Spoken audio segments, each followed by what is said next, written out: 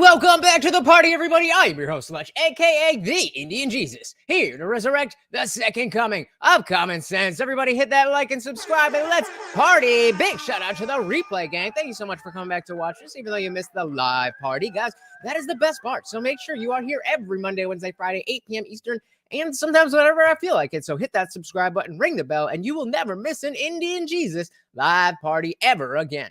Real quick, let's also say thank you to my6shirt.com, the only place to get your very own The Indian Jesus official merch.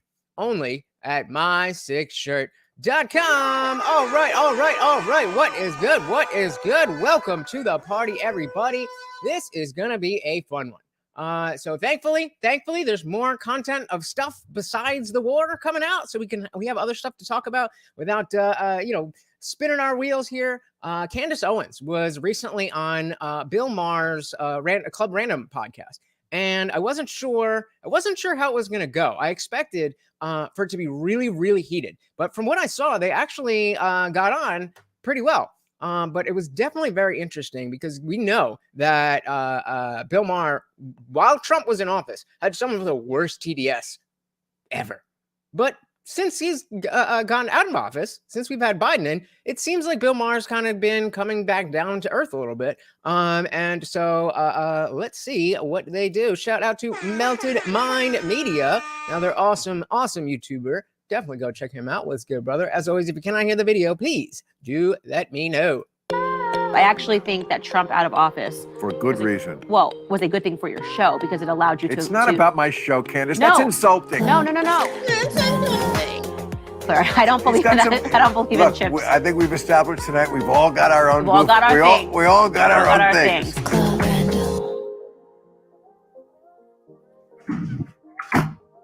Hello. Who is hiding in my hiding? This is awesome. This is actually a really sick man cave. How are you? My husband has one, but it's a lot It's smaller. not a man cave because I'm not a cave. husband. It's a man cave. It's not. It's a Yeah. nightclub. Yeah, but men need caves even if they don't have wives. No. I think they do. This is a nightclub. You don't hear this. Oh, I see you're with child. I've been with child for 3 years. I've been pregnant for 3 years. I've had a baby in 2021. So this is like my permanent state now. I'm basically an elephant. You do know that science knows what causes this now. Do they know? I actually have been trying to figure it out for the last 3 years because it feels like it's a medical condition. So you're like having a... That's always crazy to me. Like the difference between families who the kids are like well spread apart. Like my brother is 4 years older than me, four years older than me, and my sister is my brother's 6 years older than me, and my sister is 4 years younger than me. So there was definitely time in between, but you would see in some of these families just rapid fire. Irish twin? Literally, I have a 2-year-old, a 1-year-old, and this one's due in November. I've been pregnant for 3 years. Damn. So I think it's gonna be weird when I'm not pregnant anymore. I'm gonna be like, I don't know what to do with myself. What's that like when you're always pregnant? Honestly, it's gotta be rough. it's not. I feel Really? like everyone has this like cultural understanding of pregnancy, and I think a lot of women play it up. Cultural. No, I feel like there's this alien. It's not that bad. They just milk it. Gnawing on you from the inside. Yeah, but it's like it's not that big of a deal. I got to be honest with you. Really? It's like for some women, obviously, you can look at them and you can tell which ones are having what looks like an allergic reaction, right? And they have a rough go with it. But some people just do pregnancy pretty easily, and I'm one of those people that just kind of like it doesn't really change anything. So you're just gonna keep going? No, I wanted to do it all back to back because I didn't want to be, I don't know, when parents do the like, we had a kid and we waited 5 years to the next one. I'm like, who wants to like restart and take out all the bottles? And I just was like, if I'm getting pregnant, I'm just going to have all of my kids back to back. Right. And then one, yeah, I think it's genius. So you do believe in the exact same thing I did. You're not doing it I actually don't believe in birth control. No? You're just doing it the Catholic way, just like whatever My happens? husband's so Catholic. Like beyond, he's But then you Catholic. could have 12 kids. I know, it's dangerous. Of course it is. It's completely dangerous. Whatever. It's stupid. I'm on your side. Well, what are you going to do? Trick them and take birth control? Yeah, it's just, I don't know. Catholics, they have a lot of kids. This is just. I mean, obviously, they're just getting into it. They're going to be talking about real stuff, but Yes. I didn't that choose was this a- life. That This was life a chose thing me. when I was a kid. Hey, shout out to Mike W. Welcome to the party, brother. Said he saw us today. Never seen anyone manhandle Bill like Candace Owens did. Like I just said, they gonna get into it. So I probably only watched the first 20 minutes or so. So I'm gonna be reacting live with you guys. Welcome to the party, brother. Glad to see you. Really? Where did you grow up? New Jersey. Okay, yeah, you definitely saw some 14 kids Catholic. In the 60s? Yeah, for sure. Of course. For sure. But they were happy. But you don't want that to be you. I do kind of. I kind of want a school Really? bus. Yeah. I'm so Yeah, OCD like about my the colleague Matt Walsh, she's captions. got 6 kids. I feel I'm naturally competitive. God. Yeah, I know. It's It's really just- bad. Well, It's bad. I'm very, very competitive. So I feel like now I might just. Is it just me, or is a little? I get that it's Bill's podcast, but he's just puffing on a cigar right in front of her face. So like maybe just not for this one. Have 6 kids, just 7, just to beat them. It's really bad. definitely bad for the planet. I know. Let's not get into that right away. I mean, Kids are Here bad for we the go. planet. well, They're everything's pretty eco-friendly, actually. Adults are bad for the planet. well. They're Based. not eco-friendly in the sense that they're going to have kids, and you're just making more people who are using Which is what she just said. resources. People who argue about planet and Elon Musk. I don't understand his whole thing about like we should have more people. It's like there's room. Of course, there's room. It's not about room. It's about resources. We don't True. have the resources. And that's the back and forth about this population thing. That's so weird. Is that how we simultaneously have way too many people because there's not enough resources, but we've already had so many people that we need to keep up with that birth replacement rate. Otherwise, we're not gonna have enough people to run all the stuff in the world. Crazy. We have the room. We just don't have. I read just the other day where the what did they call the groundwater? We've already like sucked out all the groundwater that we can possibly use. There's just not enough rain falling for like all your kids. It's all about you, Candace.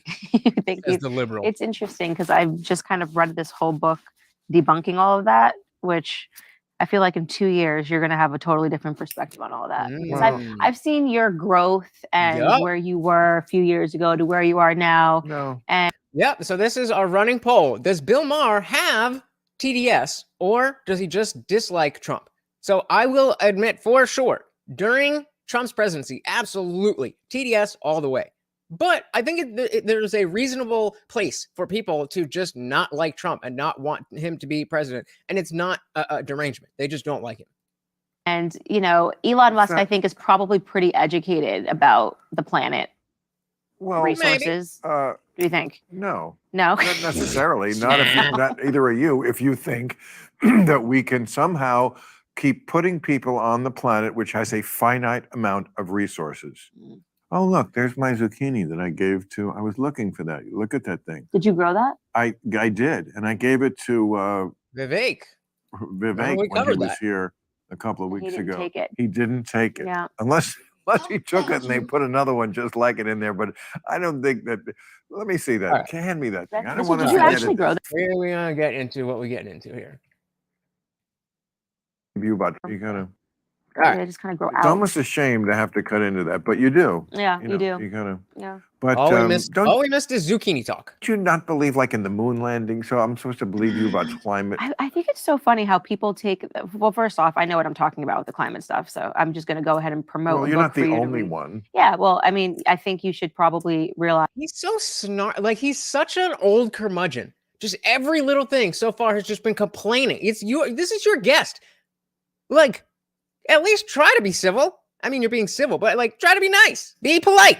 No. Like that there is, in the same way that there are narratives I think you're now more awake to. The climate hoax is one that funds trillions of dollars, and Okay. we are not running out of space. You could fit the entire world if you stacked it like New York City and Dallas. So Fit. I just said it's you not said about. fit, but the point is that hurricanes are down. The whole idea that every time it rains, it's because What I will something agree bad with- is happening is like it's okay. What I will agree with you on is this: the environmentalists do often lie because they have this idea. This issue is so important, and by the way, it is so important that it's okay. if we shade the truth to get people on our side. And I don't. Sounds similar to when we were talking about Anthony Fauci, and he lied about the masks, but it's okay. It's okay because he's doing it for the greater good. It's okay to lie as a government official. It's okay to lie as a news pundit, as a scientist, because it's for the greater good. Not. Hey, shout out to Soul. Welcome to the party. Hope you are doing all right tonight as well. I don't agree with that. I'm always lied every time. Well, not every time. What was your climate disaster growing up? Mine was global warming. They don't even say it anymore. Yep.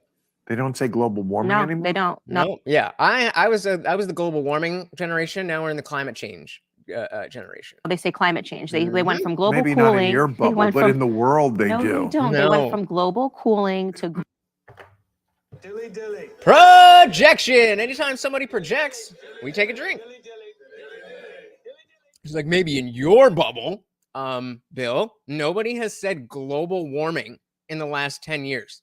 At least not unironically.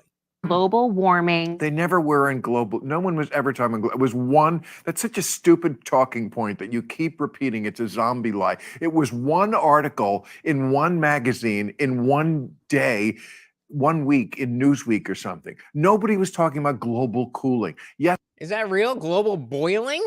What? Come on. Yes, we understand that the planet is always changing. That's a different story. No, there was a whole climate alarmism via the IPC for global cooling. No, there wasn't. Okay. And that's Bill Maher in a nutshell. Well, I didn't hear about it, so it must not have happened. There was. But do you believe people landed on the moon? Well, let's just back Because that if up. you don't, then I think that's no. I think that You really are sets a taking- standard for this discussion. You are taking something that was a Twitter You can't answer it? joke. I'm going to answer your question, Okay. but I'm just trying because I think you should add context because So if you're not familiar with what they're talking about, listen to how shady Bill is being. And he's not trying to be shady. So in his mind, this is a perfectly logical and appropriate line of questioning. what you're doing now is you're jumping away from an actual meaningful discussion about climate change and the hoax that's surrounding it and making people fearful to have children. And you're like going, well, didn't you once tweet when I said, literally, I said in the tweet, let's have some fun today. What is one conspiracy theory that almost got you and that you think like could possibly be real? And So that's the context that she's talking about the moon. Shout out to Unwanted Foe. Welcome to the party. Call them Red Herring Bill. Facts. How you doing, brother? Welcome to the party. So the Soul says, for real, it was an actual used talking point during the extreme heat waves this summer. It was hotter. I forgot about that. I completely forgot about that. Yeah, I don't know if I heard anybody specifically call it global boiling, but I definitely believe it. I said, the one that always gets me every time is the moon landing. How come we haven't gone back? So you're taking this one tweet where people then shared the things that they think that were not really serious or political on this long thread to now apply to a conversation about climate change. Okay, but just to be feels a clear, little like, people did land on the moon. I don't know. Okay, there we go. I don't know. There we go. Nothing. No, I do know. I just want to know why we didn't go back. How do you know? We did go back. What, did we go back? Wait. Did we go back? Hey, shout out to Niklaus Luchetti. Welcome to the party. Glad to see you.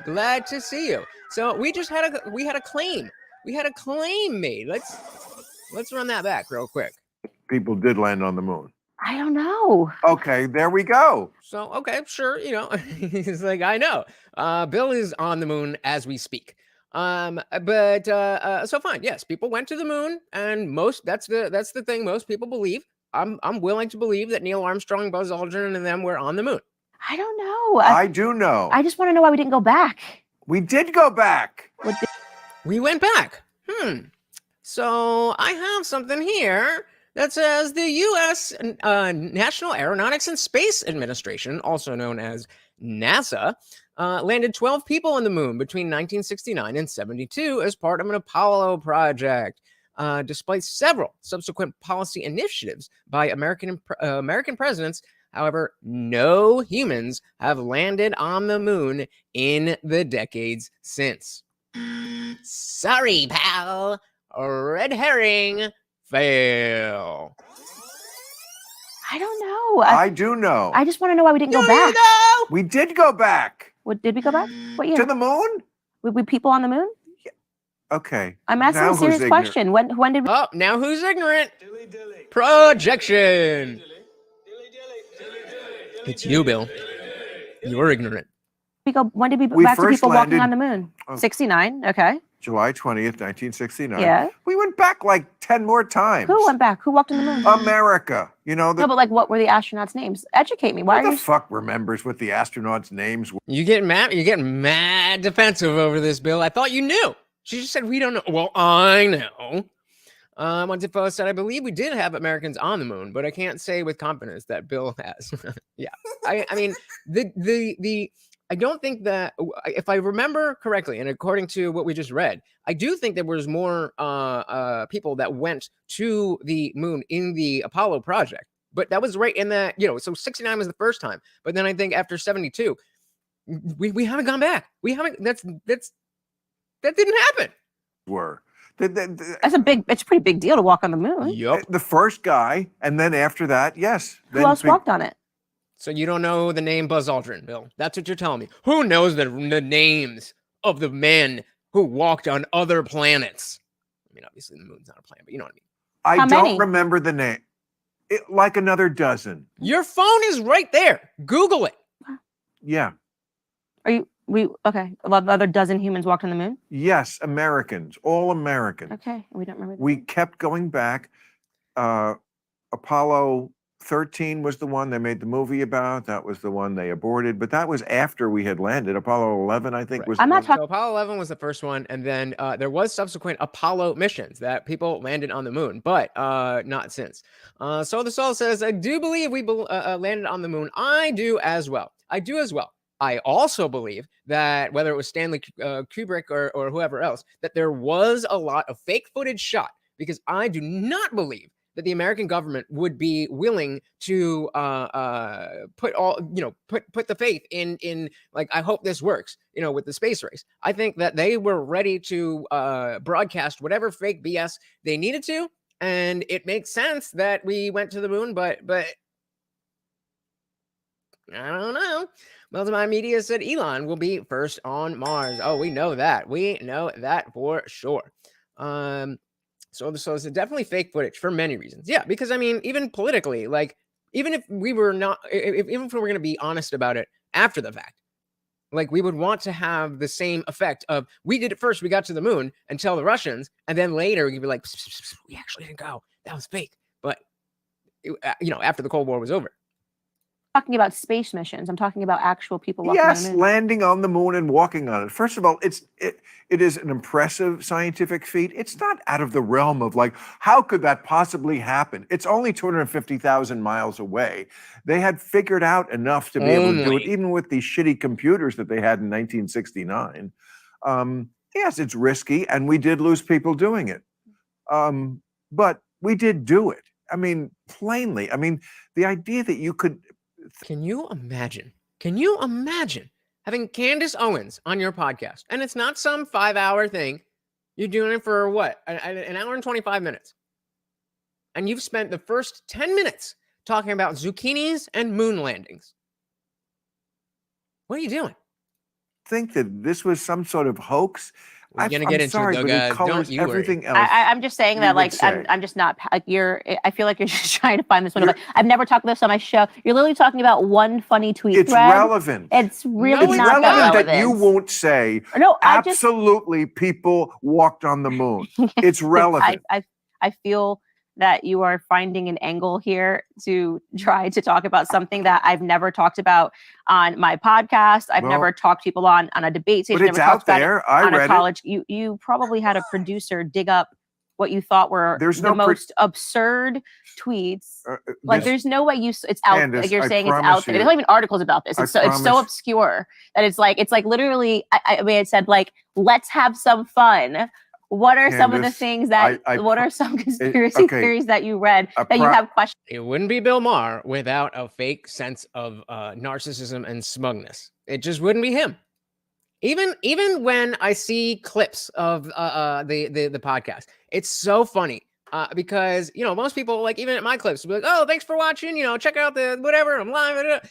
With Bill, he's just like, thanks for watching, hit subscribe. And that's the end of the video. It's like, be inviting. You are not good at this. About, and I was like, the moon landing. First of all, I promise you, there is no production on this show. Well, no, it's a pretty niche thing. Of all the things I talk about, and I know I do actually believe that it would be a much better show, and somebody would be like, "Hey, maybe you shouldn't be talking about zucchinis and the moon landing for the first 20 minutes." For like, there wasn't even an article written about this about me. I wasn't planning to talk about it. Yeah, so it's like, how did you get here? Because you saw it on Twitter. I got here, somehow I knew it. But how? Because it's out there. But it's because not. It's not even in my Wikipedia. Like it's so obscure. It's so niche that I'm just like curious. I don't think that's the case, because I think I read it in the. I have never heard any opinion about the moon landing from Candace Owens, and I guarantee you, I watch a lot more Candace Owens than Bill Maher does. Vanity Fair article about you. No. No? Nope. Well, that's what I mean. It's not even relevant for like I've never ever had a single person sit down and ask me this question. This would be the equivalent of being like, you know, she found out her favorite flavor of ice cream was something that you didn't like. It was Rocky Road. And you're, how could you possibly think that Rocky Road is better than vanilla? It's like, why? Why? Zucchini's easy to grow, massively productive, and tasty when sliced and grilled. Good enough. Yeah. Oh yeah. I've had. Just done like America a service, because we find the baseline of your thinking. I'm sorry, but that is relevant. That you don't think men landed on the moon. No, I just said I would like. First off, what I specifically said was you don't know. I want to know why. And I think even Elon Musk said this in his timepiece. Ask him about it. Yeah, Ask him about the moon. He did address it in his timepiece. I think he probably believes it happened. But I'm just not interested in this topic like at all. So it's just like you just came in so fiery about something that I am not known for. That was like an obscure tweet of like it started with "Let's have some fun," and it was in a joking manner. And suddenly you're like, "How could you not believe the moon landing?" And I'm like, the energy is like a little. My apologies. I don't want this to be adversarial. No, it was just surprising. But I connected it to that because it was Gregory Weinstein talked about his book. I'm in the public sphere talking about that. I've had experts on my show talking about like Gregory Weinstein talked about his book about the climate change hoax. I care deeply about that because of the implications. Here we go. How the climate change hoax and the trillions of dollars that are basically disappearing for things like Paris Accord agreement. Like I'm very much on record in a sincere manner talking about that. Not to beat a dead horse, but if you think the moon landing is a hoax, it colors my view of what you think of the global warming being a hoax. Okay. So let's get on. But I never said the moon landing is a hoax. Well, you said I said name one conspiracy theory I asked you point almost blank. Got you. I said I don't know anything about. I don't know anything about. I can't even debate you. You're sitting here telling me that 12 men have gone to the moon since. I don't know anything about it, and so I keep a very. I think that there's one thing that people say about me is I don't come into conversations about things that I don't know. It's abrupt. So I'm not going to sit here and pretend to be an expert on the moon landing. You're such a brilliant person. But on things that I actually know. So I'm willing to. I'm willing to because I don't care. Would you read about it? I literally don't. It says it's to me. Would you it's read utterly about it? Inconsequential for the work that I do. Yeah, I would. That's why I said fun thread. Tell me this. Like we were like, tell me what's one conspiracy theory that you believe that we can look into. I mean, we really should pull the tweet because it's weird that you're making this so severe as if I was like. It's just odd that just like Bill doesn't want to be adversarial. That's how he lives. That's how he thrives. And it's just a very specific peek into the fact that he wants to spend his own podcast, spending so much time with somebody who is very knowledgeable on a lot of different areas where he can make good content, arguing back and forth. Forget the actual, personal stuff going on. Like you can make great content. She's there. She's ready to go at it with you. And you're talking about something so inconsequential. It shows just how out of touch Bill is with what is going on. Like, oh, this will be good. Let me grill her on something that she doesn't even really talk about. Why? Shout out to Guam Tech. Welcome to the party, brother. Good to see you. We also got CT223. Welcome, the troublemakers. Welcome. On a talk show debating the moon landing. Much. And so what I'm saying is I've never cared about this topic. Because it's an undebatable topic. I'm completely like, if you want debatable. to... You're making it debatable. He said it's undebatable, despite the fact that he spent now 13 and a half minutes debating it. Projection. Thank you, sir. I think anyone watching this will think that I made this topic debatable. I think you've made this very debatable. All I told you was I sent a funny tweet, and it's a pretty obscure tweet that's never been how's life in ever discussed Okay, before here we today. go. Here we go. I promise. Real, right? Nashville is a real place, and I love Nashville. It's really great.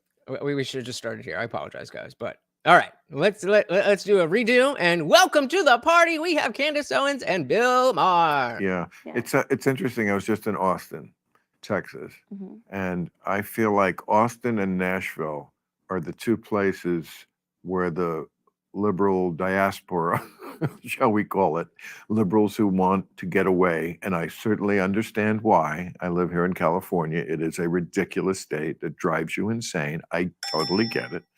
I'm too dug in here to make a change. And where else would I find Club Random? But yeah, where else would I be able to get a basement with weird colors that nothing matches? Only in LA. I get it. I feel like those are the two places they go. They go to Austin and they go to Nashville. Yeah. Because you're not really out in the sticks. I mean, Austin's a pretty liberal town. Yeah, Nick, exactly. I think it's funny how we went from falling off the left wing to sound almost right wing now. What happened to the world? And that is why I asked the poll question, because I genuinely think that at this point in time, post Trump presidency, that Bill is just a typical liberal guy who will not let himself like Trump, but is not in the deranged category. I think that, as we'll see, he has some pretty reasonable positions. That was what attracted to me to his show in the first place, was that he seemed to be a person who would make up his own mind. But then Trump happened. And any city is blue, right? Okay. So you're out of like... Yep, true. More boomer than right winger. Yep, you got it. The fire, but you didn't go to the frying pan. Is that about right? Yeah, that's pretty much it. I mean, for us, we were also between Texas and Tennessee for sure. We were probably between Chattanooga and Dallas, and we decided on... Can I just get 2 more likes, guys? Thank you so much. On Nashville, because I think a lot more opportunities were happening. Like, there was a lot of LA people coming, starting studios. Daily Wire moved their studio from LA to Nashville, so it felt like the right place. And I think at that time, I was having kids, so you sort of naturally crave the suburbs when you have kids, obviously, like the whole... I don't need kids to crave the suburbs. The city life sounds so awful. So awful. I mean, the closest I lived was like a college town, which was like an urban town. It wasn't a city. It was very small, but it was urban in its style. It was a walking town and stuff. And still, it was just loud and everything's far away and there's no parking lots and I need my car. Also, New York, by the way, DC. if I was a parent, well, first of all, there'd be unholy hell if I was a parent, because probably we're going to be on the same page on this shit. Some of the stuff that goes on in the schools is just so cray-cray, and I would not be able to keep my mouth shut about it. Is he talking what I think he's talking? So I'm sure a state like Tennessee does not have laws that some of the blue states do, where like the parents are not allowed to be notified by the school. They're actually prohibited if the kid changes their gender. Oh, so you will remember when Dennis Prager went on Real Time and was talking to this stuff, talking about this stuff to Bill. And again, come on, the same thing we just heard about global warming. People still say global warming. And he was saying the same stuff about the trend. That's not happening. And now, maybe a year and a half later, he's the one bringing it up. Like they say that would be outing the student to a parent? Right. Outing is a word we even use in connection with a parent? Shouldn't everything be out to the parent? Yeah. Yep. I'm sure I'm singing from your hymnal now. Am I allowed to have an opinion on this, or No, is my I'm just trying to Okay, make just up making for sure. my faux pas with the moon. I just don't care. I mean, I'm just being honest with you. I don't care about that at all. I literally know nothing about it, and I wouldn't have ever picked a debate with somebody about something. Oh, I thought she was talking about the trans stuff. I'm like, you don't care about the trans stuff? Like, what have you been doing? We've been talking about this stuff forever, and all of a sudden you don't care about it? That is wow. But no, she's saying she didn't care about the moon stuff. Shout out to Bobby Rizzo. Welcome to the party. So blue states are far more likely to have legal first cousin marriage. Yikes. Good to keep in mind if you are going to move. Welcome to the party, Bobby. Context, it's for their girlfriends about tampons and mail bags. It's for the girlfriends, okay? That I just don't care about, but this I care deeply about. Okay. And this is what I do a lot of, work in the space of talking to parents and understanding how we've become so removed from our own children systematically. And you're right that places like LA and New York have become these major hubs where the state has gone too far. And I do a lot of work on other stuff too that you would think is weird, and vaccine stuff for parents and kind of giving them a guide. Oh no. Well, before they move on to that though, that's another thing that actually, did I hear it from this? Okay, I think I heard it from this actually. So I'm with you there. Okay, I wasn't sure about that. And I produce an entire separate series talking about vaccines and sort of the increase. And Well, I don't think when I was a kid, I don't think vaccines are a hoax or anything, right? I just not a hoax. Okay. But how do your kids need from 1982? Right. No, they don't. 6 to 75. I mean, my view, just to be clear, vaccines are a tool in the medical kit, just like antibiotics. Right. And just like antibiotics, I wouldn't want to be told everyone's taking them, so you have to too. Right. Yeah, Like, one size fits all. If I decide I need one for a certain pathogen and I'm at a place in my life where I think that playing the odds, which is what medicine always is, that would be the smart thing. Okay. But was he singing this same tune with the vaccine mandates? I don't remember because I wasn't listening to him. But if anybody knows, was he singing the same tune that, nothing should be forced? Or did he take the cop out of, well, we're not forcing you to do anything. We're just saying there's consequences if you don't. Forcing it and in children who never needed it for this, who the least likely. And they're so sick. The kids have never been sicker. And that's, right, never I start been sicker. my series by asking, these kids have never been more vaxxed. We're the most vaxxed country in the entire world. We have these high infant mortality rates when weighed against third world countries. And yeah, Gontex, has anyone actually heard the argument on why he hates Trump so much, other than he's insane, crazy, and idiotic? There is no argument. There is no argument. That is the argument. He thinks he's crazy and insane and idiotic enough that it's enough to say I hate him and I don't need to go further with this. So the Soul said, my own anecdotal experience puts me in basically the same camp with Candace regarding jabs. And the latest one that needs no name just reinforced that for me. Yep. CT223 said he's slowly becoming more based. Well, that's what I'm not sure about, because he was always the based liberal. He was always a based liberal. And then he got TDS. So it's a matter of returning to the average. How close to who Bill was prior to 2015 is he now? And I think comparatively, he's less based than he was in 2014, but he's more based than he was in 2020. And you're being told that this is because we're super healthy. You got kids 75 vaccines. When I was a kid, it was 12, and there's been an explosion. People don't even know anything about the diseases. It's just these constant fear campaigns. And then on top of that, in states like LA, you can't opt out, So these are things that parents have to think about now, where you're literally raising your kids. Could you go to prison for saying that I don't want my child referred to as a different gender behind my back? Yes. Depending on where you live, they're trying to criminalize you being a parent. And then you add that to the, medical. I criminalize you being a parent. I would like, if I was Bill, I'd be like, what exactly do you mean by that? Criminalize you being a parent. And unless she means because the way that sounds to me is that becoming a parent. Thank you guys. Becoming a parent, but maybe she's just talking about the decisions you make as a parent is being criminalized. Okay, put it together. Took me a second. Complex, and maybe you say, I'm not afraid if my kid gets chickenpox. I got chickenpox at chickenpox parties. You can't do that in LA. You can't do it in LA. And if you're a doctor and you say, did any of you guys do that? Do the chickenpox party? I was lucky to have gotten it pretty young, and I think I got it from one of my siblings. So it was, it was just a natural thing. But and I don't think my parents would have done this anyway. But I remember like a bunch of my friends who didn't have chickenpox until like maybe a little bit later, like 8, 9, 10 years old. They would just have unwanted post said chickenpox party, aka daycare. But yeah, they would just invite everybody over. It's like, let's get this over with. They're gonna get it. They're gonna get it anyway. So let's get it over with. Yeah. So the soul says my whole streak did it when I was 5. Wow, that's early. That's early. But I guess yeah, get it out of the way, right? You know it's gonna get it. You're gonna get it. Once you get it, you're good. And get it out of the way.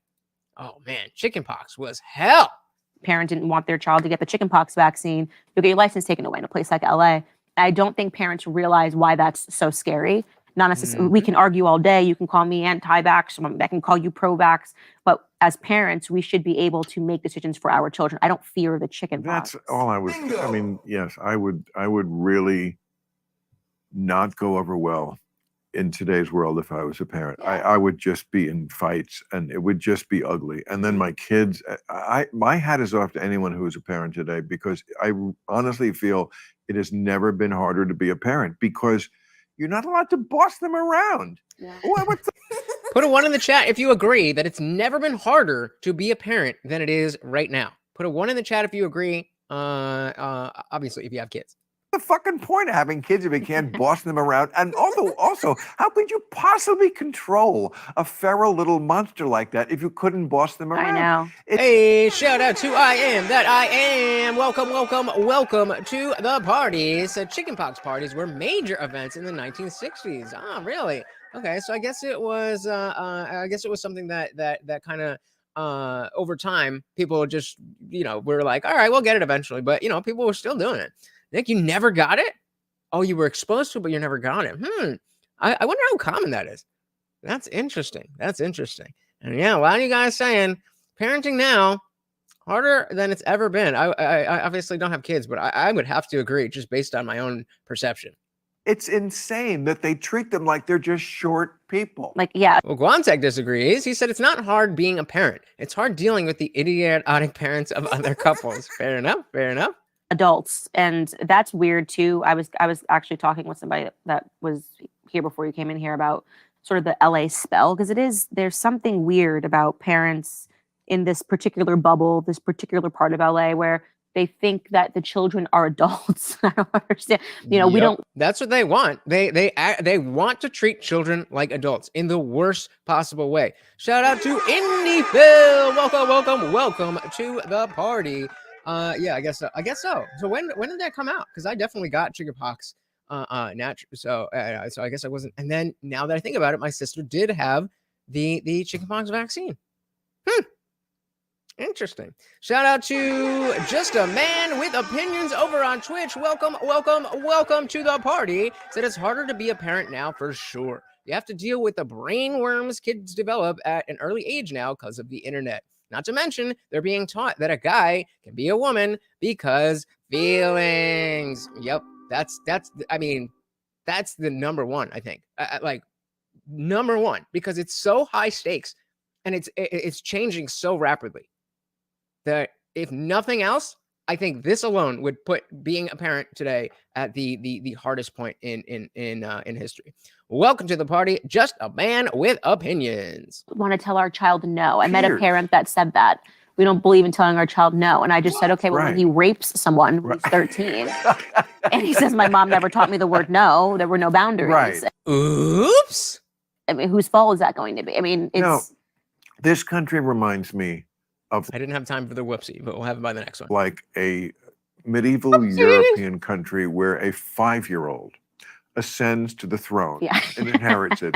And so all the courtiers have to pretend that whatever brain fart comes out of the mouth of this 5-year-old toddler, shout out to Joffrey, something that we have to take seriously and treat as valid and debatable. That's what this country is. Bro, that's what this country has been for a long time. Just because the people in office weren't literally 5 years old doesn't mean they weren't thinking like they're 5 years old. That is very accurate. That was a very incredible analogy. Pockets of the country, though, I would say. pockets, particularly here. Right. You don't see that stuff in Tennessee. Like, it's Well, that's the yes, point. ma'am, no, sir. You know what I mean? And they don't play around with that stuff. And that's what I love about the South. That's why I completely understand why people move to places like Austin and Nashville. Yeah. What about specifically what they're talking about with, we don't play that stuff? Because I've always got, you guys know, I'm from Jersey, and I've been saying mainly because of the winter and because of the pew-pews, I need to get on out of here. And I've been thinking of moving to the Southwest, maybe like a Nevada, Arizona. Do the blue city hubs really kind of affect the more suburban and rural areas out there? Any guys from out there? And this is what they attacked me for so vigorously when I did my editorial about trans, which, I feel like, again, a great demarcation between what liberal is, old school liberal, and woke. Liberal believes trans is, of course, a real thing, and they should be protected and respected. I'm just kidding. They are real people, and they should be protected and respected to a certain extent, just not to the level that they're asking. Woke is like... well, before they can tie their shoe, we tell them they very likely might be in the wrong body. I ran your segment on my podcast, actually, because it was brilliant. Great. Yeah. On Real Time, you did the segment talking about, okay, if this is a real thing. Why is it regional? Why is it regional? Why is it regional? And why is it clustered around ages when you have young girls and old men? You don't have, they'll talk about how remember when Lance from the Surfs was on Timcast, and he had his printed out piece of paper and like, look, left-handedness. And, once it was more accepted, then it went up and then it leveled off. If that were the case, why wouldn't we see a bunch of 30-year-olds and 40-year-olds becoming trans who weren't in that that demographic of white male who is in their 40s or an autistic teenager? It doesn't make sense. That's not how naturally occurring things occur. Indie Film says all people should be quote unquote protected at the same level. Yes, under the law, absolutely. Respected? You earn respect. All right, you earn respect. Soul the Soul said the blue city hubs definitely have effects on elections. Seems a majority of rural areas are red. Yeah, and I mean, I don't necessarily want to be out in the sticks. I don't want to have to drive half an hour to get to, like the supermarket or something. I just suburb is perfect. You got a driveway. So the only time you have to be outside is from your front door, your garage to the car. Then you drive to where you're going. They got a parking lot. You go in, and I don't want to be outside. There's winter here. The air gets cold enough that your face hurts. I don't need that. Graffiti. Why is it regional? Brilliant point. That's what I was saying. Yeah, why is it so regional? Yeah. All right, let's do what can we do? I want to do something for Bill whenever. All right, we'll just do a quick one. Whenever Bill has a based take, we'll do the siren and drink. I like that one better. Based. Soul to Soul said transgenderism at the rate it is happening, I believe, is a trend more than anything, just based on historical known statistics. Absolutely. Unquestionably. Says, I want to believe the internet and trans stuff has reminded us we have to parent our kids and not just rely on schools and the internet to do it for us. Well said, sir. Well said. Absolutely. Is it the water here in California? It might be. I've been to dinner parties, more than one, where there's 12 people and they're all talking about their trans kids. It's almost like that's the norm. Yeah. It's becoming the norm. But when you bring up that notion, they're like, well, it's just 1% of this. Yeah, but you want it to be more. You're pushing for more. So the point that it's only here right now does not address the fact that you want it up there. Or if you want to do, the fact that the levels are up here now doesn't change the fact that you want it up here. What are we talking about? Nick says, that's California right there. By area, it's red. But cities make the population numbers turn it blue. Yeah, and that's scary. That's scary. So that's, and I mean, I'm a while away from moving out of Jersey before I can afford that. So I have plenty of time to do research. But, it's just something I'm interested in general. And as I'm learning more about politics and I'm learning more about civics and how all of this works. It's definitely, definitely thinking about how different places in the U.S. can be. Because I've only ever lived in Jersey.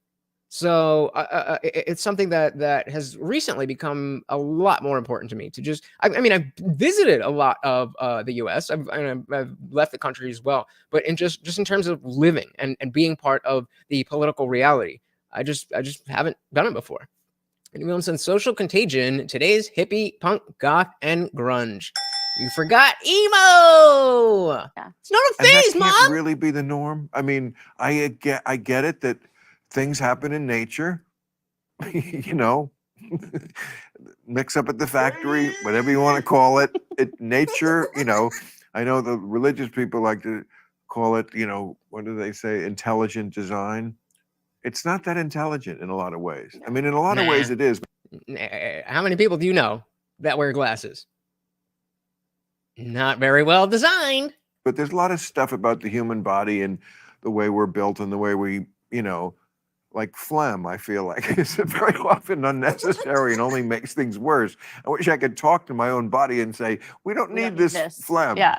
I know you're trying to help, but just because it's Bill, just because it's Bill, just because it's Bill. What is the biological purpose of phlegm? Is it with an F? Phlegm. Yeah. Mucus is an important role in your lungs' immune response because it traps irritants in your airways and helps allow your body to expel them through coughing. This helps protect you from infection. So, not quite a projection, but we all drink for it anyway. So we got the dilly dilly for when he's wrong, and we got the sirens for when he is right. All right. You're not really helping because I don't think it's I think it's giving a place for the bacteria to nestle in. Right. Well, actually, it's funny because I'm not going to complain, but I cough up a bunch of phlegm. Yeah. As you cough up a bunch of phlegm that is now not in your body. Science. Just reading this. I don't know what causes it. I can't figure out what makes it cough. There must be something objectively good about phlegm. And now I'm interested. And this is the kind of random things that I'll research on the internet. Like, what actually is the purpose of? But your phone is right here. Your phone is right here. You don't even have to stop the show. Literally. I mean, maybe I don't know about how y'all iPhones work, but I can literally. Okay, look, my phone is off and locked, and it's down. Right. While I am talking to you, I can get this. I can unlock my phone, and I can say, "What is the purpose of phlegm?"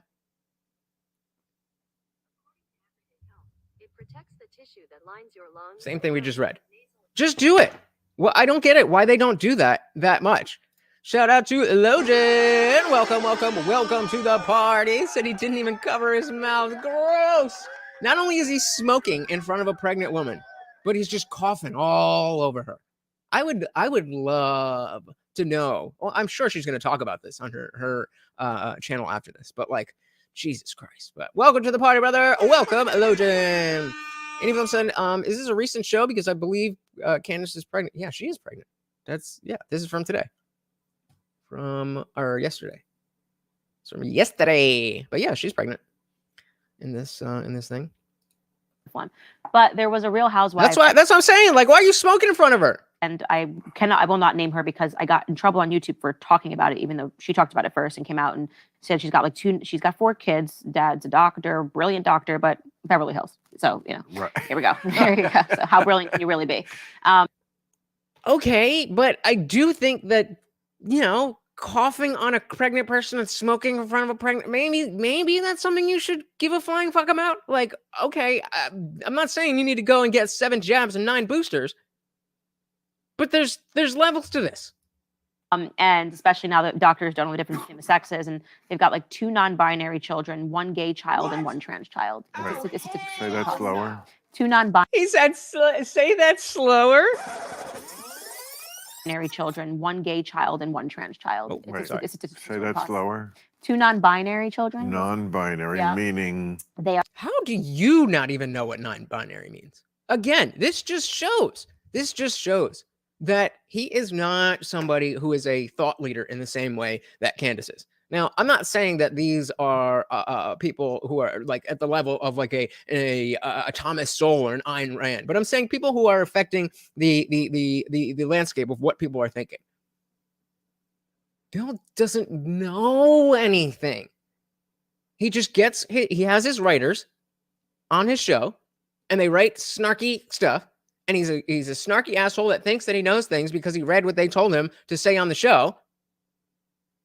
But how do you, the liberal guy, not know what non-binary means?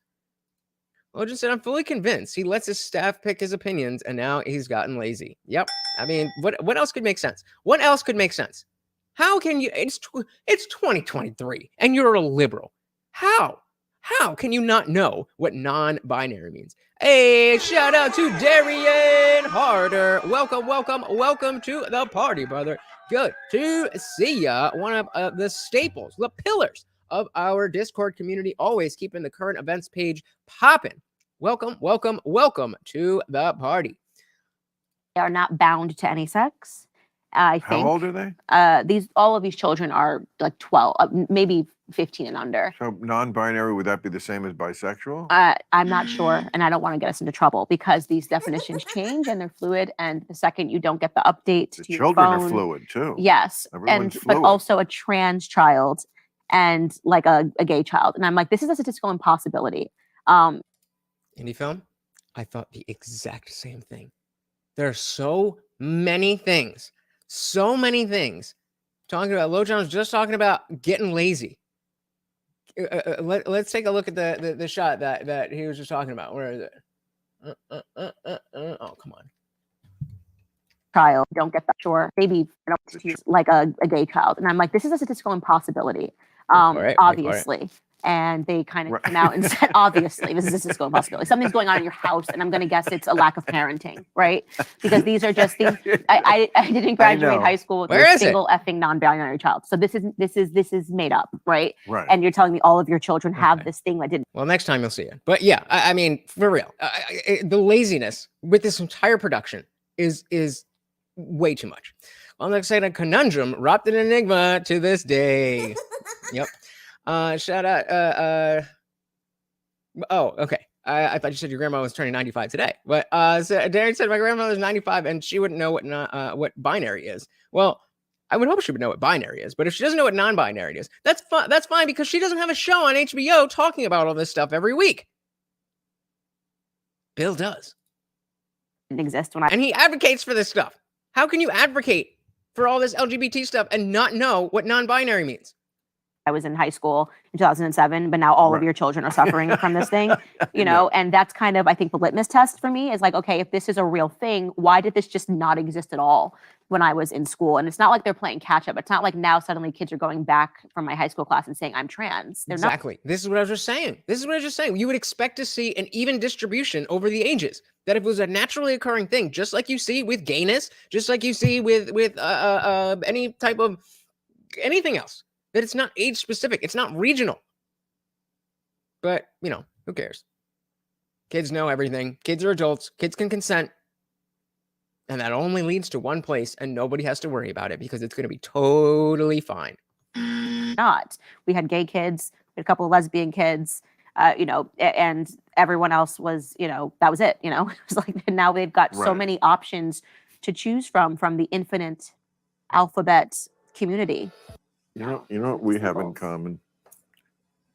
Like, we both say things that make people on both sides mad. We say some things they like and some things they don't. Yeah, that's a lot of people. But when we're in agreement about something, I think people feel the same about me in this way. Like, when they do agree, it's like, that person really, I mean, rubs my clit on that. The way they do that, they really, That is such an interesting way to put it. Okay. Yeah. Oh, yeah. You really rubs my clit on it.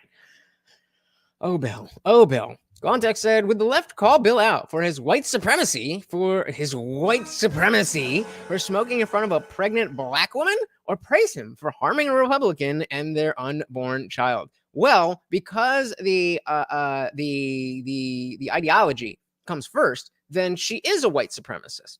So it's the second that he's harming a Republican and a white supremacist and another white supremacist who actually will be half white. Good job, Bill. Take out the. But the fact that this is a valid question. Why is this a valid question? Why is this a valid question? And everyone says there's a wave now from the LGB to drop the T plus. Yes, they are not having it. We were going over that with the last Jubilee that we were, not the last one, but one of the last ones we were doing where it was gay conservatives and gay liberals. And they're like, should we drop the T from, or should the LGB be separate from the T? And a lot of them are like, yeah, it's different. It's different. And like the gays won. They got everything they wanted. And then the T's came in. And they're dragging everybody else down. So it's like, why would I want you part of my club? Hell no, get out of here. I'm just trying to marry another dude, says the gay guy, and live a happy life. You're out here trying to with the children. That ain't me. That is not me. We'll just say there's sexual weird stuff like non-binary and trans is all about being unique and wanting to be hip, or they realized they get praise and get attention. Yeah, like we said, it's just the, I think Indie Film said it before. It's just the new iteration of being a hippie or being grunge or being goth or being emo. It's just that this version of that can have, lifelong consequences. And said, you're making sense, bro. They don't listen to people that don't support their delusions. Nope. Just love you so much when you go off on something that deserves to be gone off on. Yeah. And I feel like people feel that way. They do. Like when I go off on something and it deserves that ass kicking and you do it. I mean, you're funny. You have I saw you doing the Eminem thing where you were like, you were making fun of all his moves. I just don't know what happened. I know, but it was really funny. I mean, the way you just and I like Eminem, but I do too. You made him look ridiculous. Because he's ridiculous. He's now just ridiculous. I mean, you met Vivek Ramaswamy. It's like you're picking on shout out to Vivek Ramaswamy. He is. That's what I was mimicking him because he was talking about Trump nuking the. All right, let's wait. I want to see. Over, plow, snap back to reality. Oh, there goes gravity. Oh, there goes gravity. Choke. No, okay. I want to see if we're gonna get her. He won't give up that. Can you not skip forward to these things? Jesus Christ. He won't laugh and he hopes his own. Well, that's gonna get claimed. I was trying to see I didn't actually see specifically what he was talking about with the hand motions. I wanted to see if we can find it, but the video was a 30-minute video, so we're not gonna do that. Let me grab some of these. Well, Tick said, Bill pulling the old man dance moves out. Oh, we don't want it. We don't want it. He's trying to be he's trying too hard to be hip with the slang. He's out of touch. He's very out of touch. CD said identity politics creates an oppression hierarchy. Got to be disabled or different to get more points. Yep. And that's why everybody in Gen Z is neurodivergent, because you need something weird to make you cool. Remember when nerds were nerds and cool people were cool people and life was just a little bit simpler? What happened to that? The world. Yeah, that was, I was going back and just showing how, the fall of Eminem, but the segment that I was doing was just about he keeps doing this. We get it. You don't like Republicans, you don't like conservatives, but what Vivek did was so harmless. I mean, he was in front of 6 kids rapping some Eminem lyrics and Eminem lawyered up against him. But I did advise Vivek when he was here to stop rapping. Yes. And I disagree. I thought that was very humanizing for Vivek to be just pulling out Rap God. That is not real. No, really, right? It's just not a good look. It's Vivek. He reminds me so much of that character from Mean Girls. He's like a true academic, high achieving, nice guy. Who wants to guess what my nickname was in college after Mean Girls had such a revival in the rave community? That is right. They call me Kevin G. Oh, that is fucking hilarious. Yes, that's him. That's Bill. That's Bill. What happened to my captions? Girl, have you ever seen Mean Girls? Of course. Mathletes. Okay, Kevin G. And then there's the Indian guy who raps on stage and he's like, sucker, MCs ain't got nothing on me. But he's cooler than that. He's cool. No, the guy is cool. God damn. But he's he's a high achieving mathlete who also likes hip hop. He's into different things. And I loved having Vivek on my show. I thought he was super inspirational. I like that he kind of has been staying above the fray because I'm super fatigued with politics right now. Well, he's a lot more on your page with some of these issues like. Hold up. Okay, this has got to be a poll. This has got to be a poll. Nope, too late, too late, too late, too late. He deleted it, but it's here. We got to make this into a poll because if you're, especially if you are, right around my age, specifically, or like maybe a little bit younger, if you're between 35 and 25, and you were into electronic music when in like the 2010s, the 20 teens, there is no way that you didn't quote Mean Girls all the time. Not even have you seen it? Do you enjoy Mean Girls? And you know what? Let's do this by gender.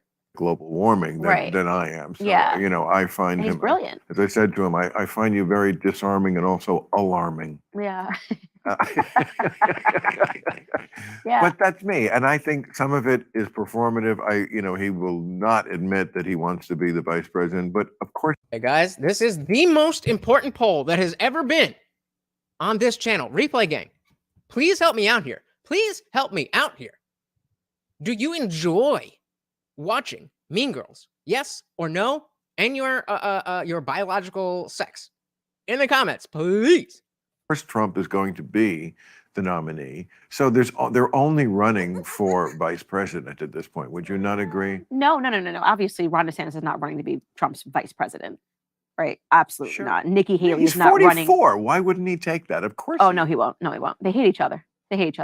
You Nikki Haley's not running to be vice president. Do you think that Lyndon Johnson and John F. Kennedy didn't hate each other? You think hating someone is disqualifies you to serving with them as vice president? No, I could see Tim It's practically Scott. a qualification. I could see Tim Scott doing the VP thing, but I think they're all after something else because you can also run to get your name out because you want to run again in 4 years. You're just kind of, testing the water. Well, if you didn't see it, then clearly you don't enjoy it.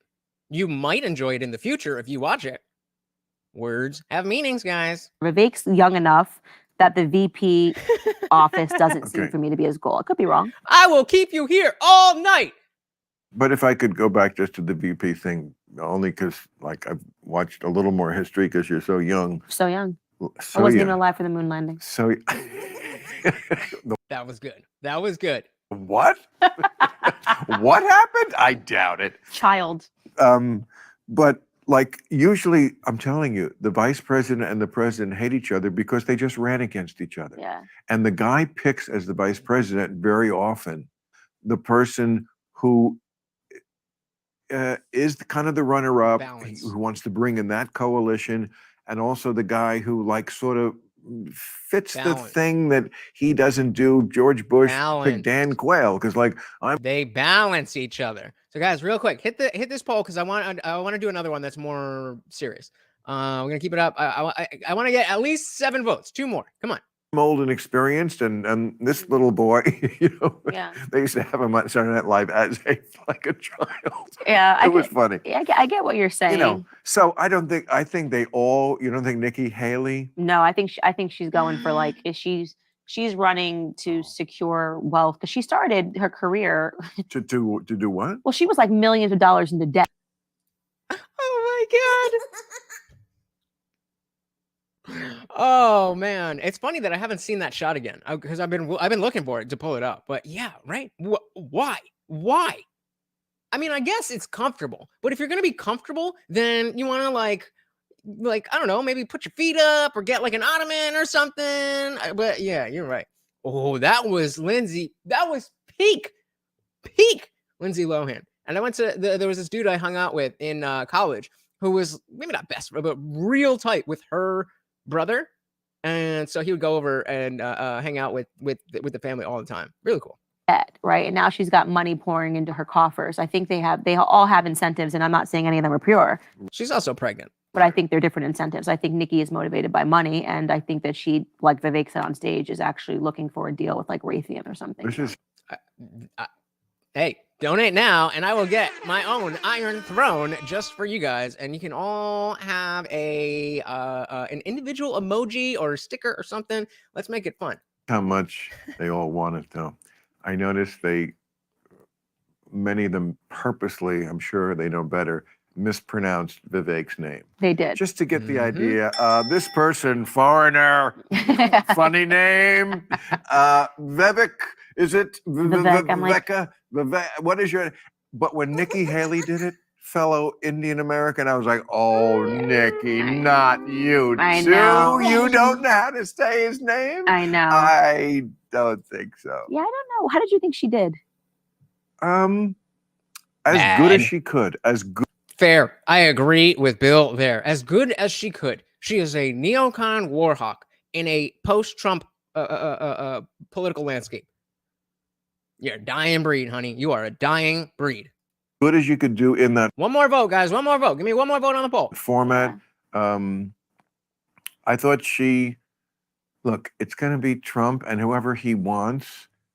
Like Pence obviously isn't running to be vice president, right? Right. See, they all have different reasons right. that they're running. No, he might be deluded enough to think that Jesus will decide it should be him, and that's really what he thinks makes the difference in the world, is what Jesus decides. I mean, I would not be surprised. I honestly, genuinely would not be surprised if he's like, "Oh, it doesn't matter how it looks right now.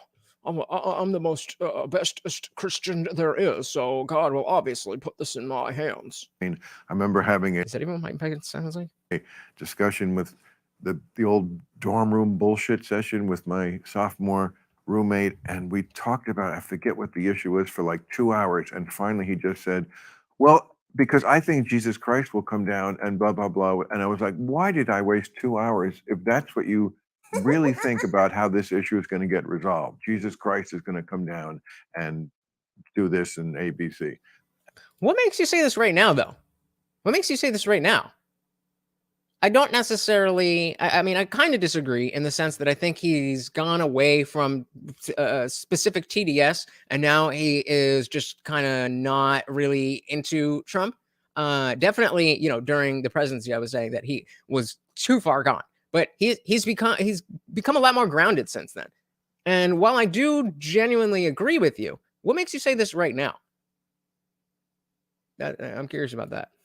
Daring said, nobody has a chance against Trump. I get laughed at, but I was laughed at when I predicted that he was going to win in 2016. Yep, I was one of those people laughing at people like you, like my dad. He was early on the Trump train, not super early. He was with Marco Rubio and then Ted Cruz and then Trump. But this is something that 7 votes. All right, there we go. I will address that in a second. But that is a show that I want to do. My first podcast that was audio only. That's the only shitty part. It was audio only, but it was me and my roommate, and we did a podcast with a very, very early Trump guy.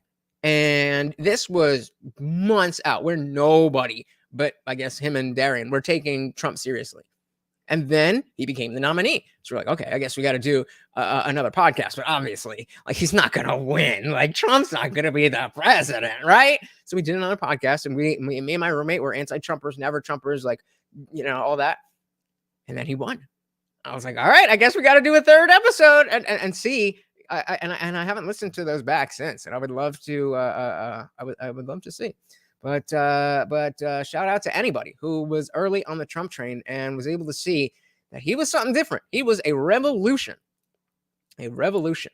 And film says, hey, Mike Pence is hip. He used to play Race Bannon on Johnny Quest. What? Okay, boomer.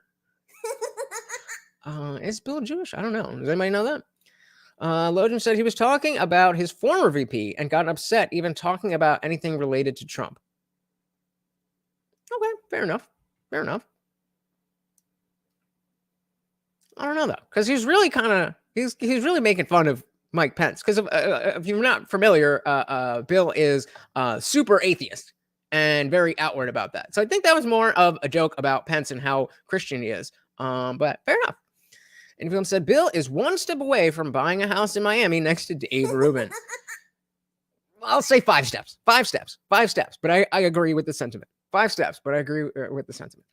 Jesus Christ is going to come down and do this and ABC. And I think that's Mike Pence. You think Mike Pence is running because he thinks Christ ordained him? I think he's running because he thinks it's in God's hands, and he's a very good friend of God. And like it doesn't look good right now, but Jesus can perform miracles because we know that because of bread and loaves and stuff walking on. I take it you're a devout atheist. Devout. Okay. Devout. But are you really an atheist if you treat the government like a religion? I don't know about that. Hey, shout out to Unwanted Foe. It is communion time. Marty, come on up here. Let's go. Come on. No, you always do this to Unwanted Foe. Come on. Oh, I don't care if you're sleeping. We are working. Let's go, puppy. Oh, wait. Puppy. Yeah, shout out to Unwanted Foe. Thank you so much. And of course, that makes you the new sponsor of the stream. Thank you so much, sir. Real quick, let me grab this one before we dive right back in. You guys know I like to dive right back in after the super chats, but CT is talking about Robert Epstein says Trump won't win because Google controls the internet and has so much leverage to sway voters. He made some good points. Yeah, I listened to the first half of that. I'm gonna listen to the rest tomorrow on my way to work. Very interesting, but I need to hear the rest because he seems a little bit conspiratorial. But maybe he just knows what I don't know. I gotcha. I think probably Pence is running because he doesn't know what to do next. You know, he ran a state, became the vice president. What's the next natural progression to think he can be president? And also because he he wants to separate his brand from Trump, which I think he feels like got murkied, and there's some genuine bad. Thank you again, Unwanted Vote. Blood there. So there's definitely bad some bad blood. Yeah, there. but I don't think any of them are running to be Trump's VP because they all trashed him on the stage. Vivek is the only one that Trump would consider. Trashed him. Trump. They kissed his ass. Trump? Yeah. The only one who trashed him was Chris Christie. Chris Christie trashed him. DeSantis said nothing. To be fair, DeSantis didn't say anything the whole night. They all raised their hand when they said if DeSantis did the. Yep. We remember we pointed that out. That everybody raised their hand, and DeSantis was like, what am I supposed to say? Oh, I'm going to go with what I'm supposed to say. Well, okay, but they raised their hand, except for Christie, when they said, would you support him as the nominee? I mean, that's pretty amazing for a guy who's, probably going to be convicted for what he should be convicted for. And I'm sure we agree on this, Candace. Definitely sure we agree on this. Oh, sure. They definitely agree on that. Quantek said, what changed your mind on Trump, and would you vote for him over Biden? Probably a dumb question at this time. So not necessarily a dumb question because I didn't vote for him in 2020. And I think just it wasn't one thing. It was a combination of a lot of things over and over and over of the media lying, things not being as bad as MSNBC and CNN told me they were going to be. And I think between those two things, just instances of that over and over and over again, where I'm hearing everybody, I remember being like, guys, stop lying about the guy. He's filed bankruptcy so many times, and he's a jerk to these people, and everybody in New Jersey who worked in the casinos hate him. There's so much there. We don't need to lie about him. Turns out they did need to lie about him.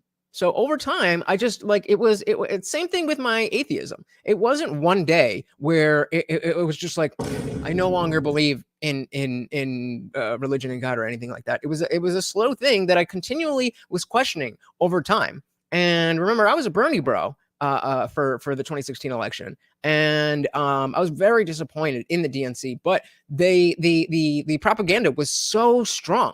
It was so strong that I genuinely thought that the world was going to end if Trump got into office.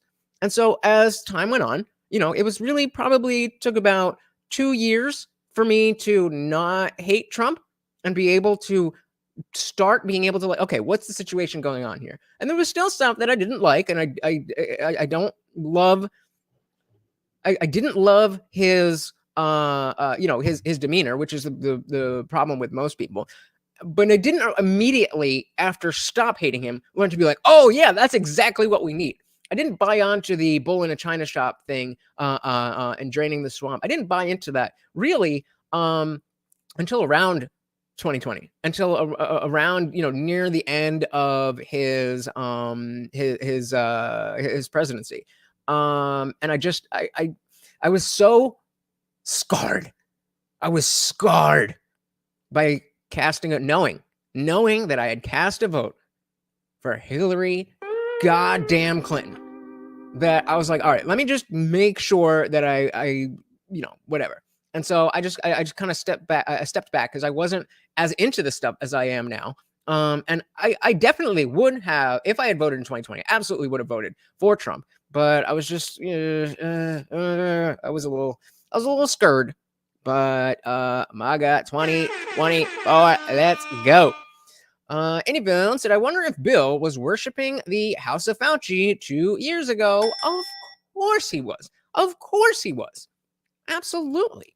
What did CT say? Oh, about Epstein. Any film says, but the world is on fire and our economy is shit. Nobody can afford munch these days because they tax your dollar to shit, right? Shout out to Oliver Anthony. So the Soul addressing our now running poll: would Vivek take the VP spot? Obviously, he has said a number of times, I'm nobody's number 2 or whatever. But that's what you would say. So I think Vivek would take it 100%. Nick agrees, but not so sure. Fair enough. Woden said, to be fair, Vivek said he wouldn't want to be VP at all. He should, just in case Trump passes in office. He is old too. Fair. He's definitely old as well. I mean, he's not as bad as Biden, but they're like, what, 2-3 years apart? And I mean, once you hit 85, like, especially if you're in the White House. Well, just to be fair, I will take a big fat guy calling women ugly and fat all day, then turns around and goes, no wars and lower taxes for everyone. Yeah. Darian said, voted for Hillary, can't stand Trump. Yeah, I was right there with you at the time, but now I think Trump is the man that we didn't want to need. The man that we didn't want to need. Donald Trump. About, trying to overthrow the government of the United States. You're just not like, you're not a weak enough person to really like. Exactly. I don't buy this. I think you dance this way because you think you have to placate. Okay. Yes, there is a. Well, okay. Let me slow down. I disagree with Candace based on the fact that we know that he's just out of touch and he just listens to the narrative. But if he was the person that he played to be on his show, not the character that all these writers put together, I do understand where Candace is like, oh, you can't really think that. I understand where that's coming from. But that, again, any day now, bro. That, again, just shows how out of touch Bill really is. Couldn't stand the cackle from Hillary. Yeah, yep. Context said, maybe the question would be, would you respect Vivek for taking VP, even though he said so many times that he wouldn't? Well, would anybody not? Because, again, I feel like if you're running for president, then you can't say, yeah, I'd take second place, because then that just undercuts everything. You just can't say that. I don't think that's a matter of respect or anything. That's just playing the game. So before I do a poll on that, does anybody disrespect Vivek? Or would anybody disrespect Vivek for taking VP? If somebody says they would, then we'll see how many. But I don't know. Multiple said, in fairness, he was calling an ugly fat woman ugly and fat. He's just being blunt. Honestly, I'm torn on if I'd respect him if he took the VP spot. He seems to be the most honest candidate, and I would think it would hurt him in my eyes. Why though? Like, again, we have to look at these people through the lens of they are politicians.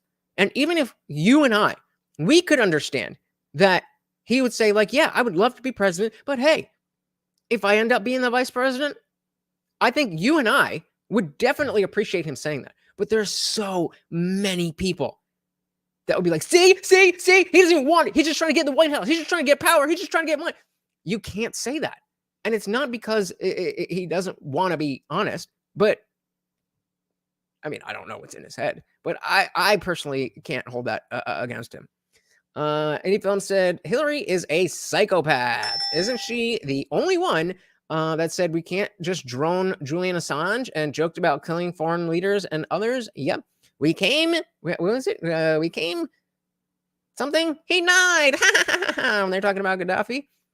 CT said, I do think Trump is the best option, but I'll also say he didn't know how the government worked. Fair enough. He knows business, but he wasn't a good operator of office. His cabinet fought him the whole time. Yep. Unwanted Post said, Hillary trying to connect with younger audiences was hilarious. Those old tweets were great for a laugh. Then talking about Vivek, you don't know about him? What do you, where's that coming from? Because I think that he seems to be the most open and transparent person. Unless he's a really, really, really, really, really good liar, then he seems like he's, lying as much as any other politician. But in that context of politicians, he seems like the most open one to me. I would 1000% vote for Vivek if Trump wasn't around, and I would prefer Vivek over Trump. I just don't think that I think that would be throwing my vote away. Any film said if Vivek, because he's a person, so if Vivek was VP and put in charge of the border or anything else, shit would get done. Hell yeah. Hell yeah. Nick says, it still makes me laugh how much you beat yourself up for voting for that woman. You're so cool, dude. I love it. Don't be hard on yourself. You learn. Can't ask for more than that. Thank you, brother. I appreciate it. But you got to learn. You got to learn and be your own worst critic, because those things matter. And if you're not doing things, if you're not learning from your mistakes, and if you're not constantly trying to help other people show what you've learned from your mistakes, then they're just, mistakes. There it is. Shout out to Bill Bradley with the quote coming in clutch. He said, we came, we saw, he died. Actually, I want to find that clip. When we dive back in. Let's see. Aaron says, the joke in my family was that if Hillary won, then it would be easier for the FBI to find her and slap on the cuffs and throw her under the prison.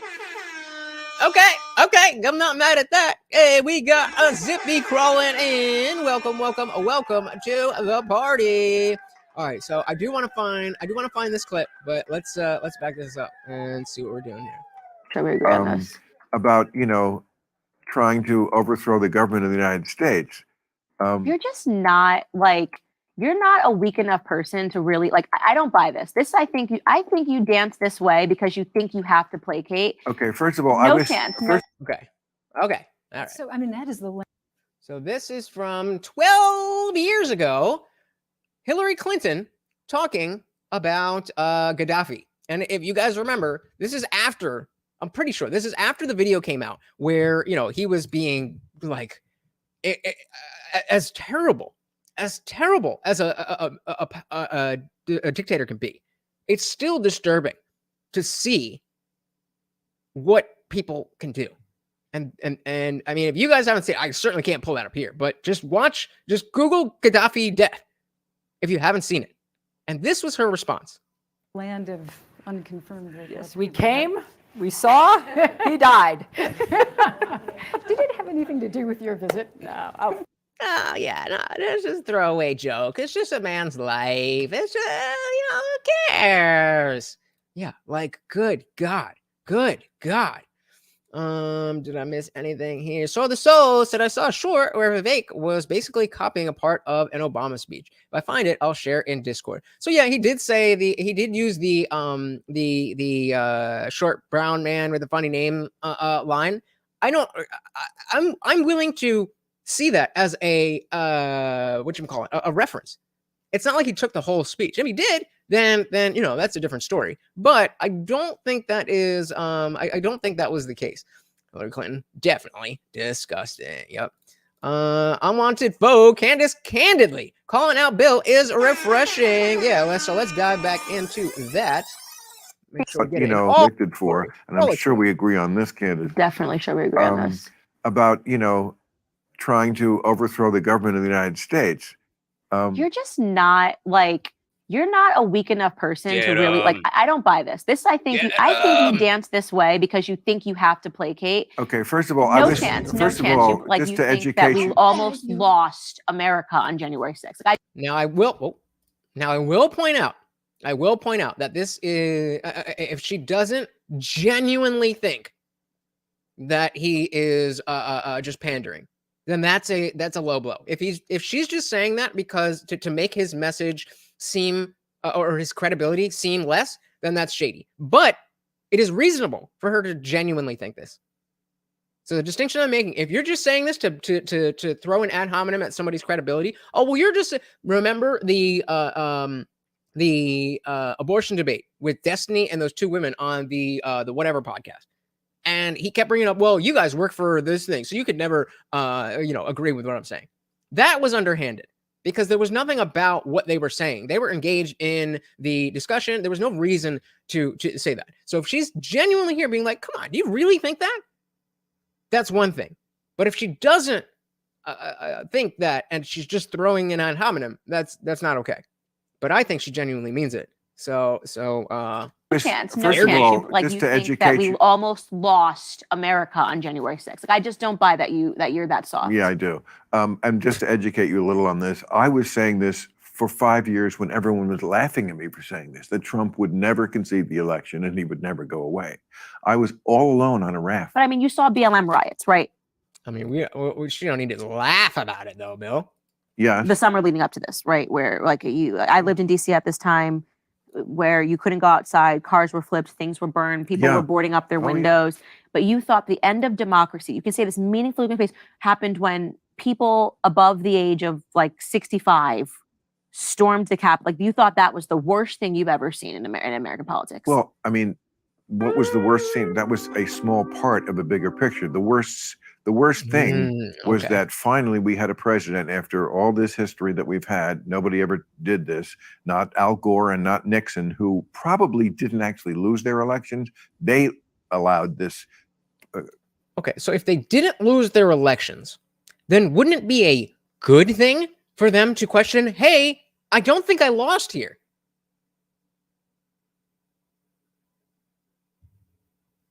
Peaceful transfer of power to happen. We finally had a guy who decided, of course, because he's insane, decided that no matter what happens, I won this election. There's only two things that could possibly happen. I win the election, or if I don't win the election, there must have been some cheating. So, fine. Is that illegal to think that? If you think that you lost, but you're trying to obfuscate, then that's one thing. But if you genuinely think, and I'm not saying I know what's in Trump's head, but if you genuinely think, hey, there's something going on here, there's something that needs to be looked at, investigated, then what is the issue? Bill says a wealthy and stable nation whose oil was not price-based on the free market of the global commodities trade upset big oil so much they had to send their henchmen, Hillary and Obama, end it. Yep. Logan says, I hate when people say our democracy. It's such an annoying buzzword. Yeah, like, what does that mean? What do you mean? What do you mean? Context said, but if BLM did it, it would have been celebrated. I don't agree with that. I think he, this is right where I kind of trailed off, but I'm pretty sure he is, very willing to call out like I know he's willing to call out like the shoplifting stuff that we've seen. I'm pretty sure he's willing to call out the rioting. But I don't know. Let's see. Al Gore totally didn't take his case to the Supreme Court. Trump tried to take his case to court and it wasn't heard.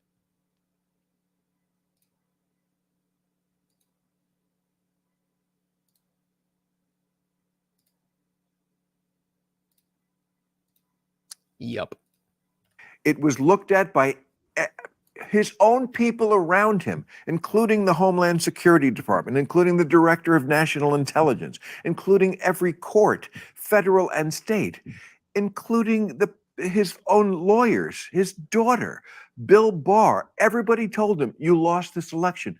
They looked at this over and over again, even the Republican vote counters. I agree. And Darian, I understand this. But I'm still saying that as much as we have, as if he's bringing up TDS here, as much as people can be deranged in one direction and it's not illegal, why is it illegal to be deranged in the other direction?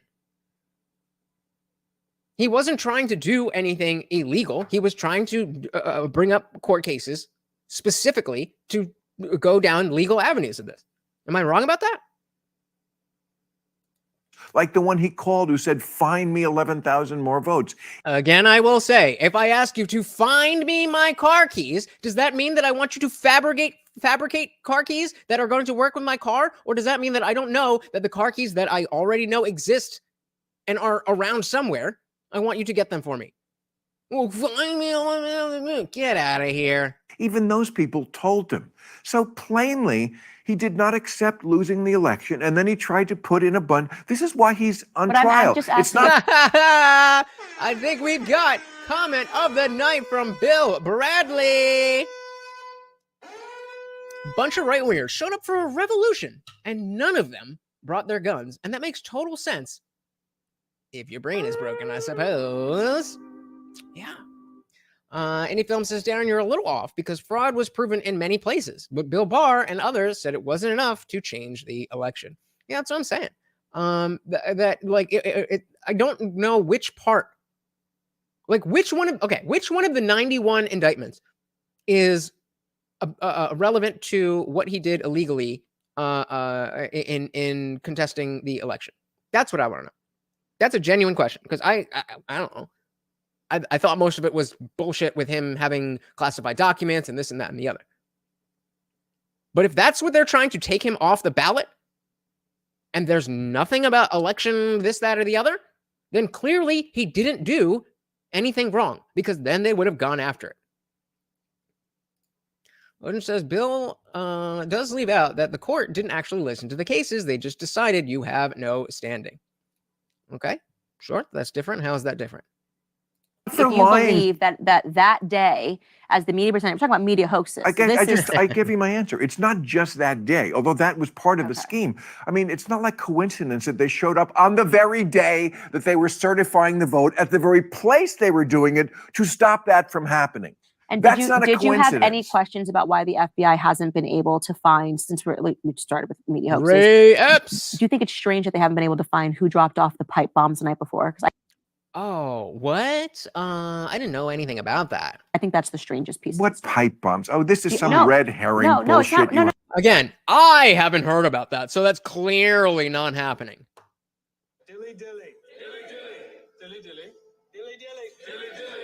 Projection. No, not hang. This is in the news. You can watch the CNN, MSNBC. Remember Okay. the night before on January 5th, there were pipe bombs that were set outside of the RNC and the DNC. Look at that face. Like, well, how dare you tell me something, okay? Only my writers tell me something. So he said, I hope Trump wins the election, pardons himself, then sicks the FBI on the Biden crime family. Even if he did, they would say no, because they are corrupt as shit. Bill Bradley says, I think the only GA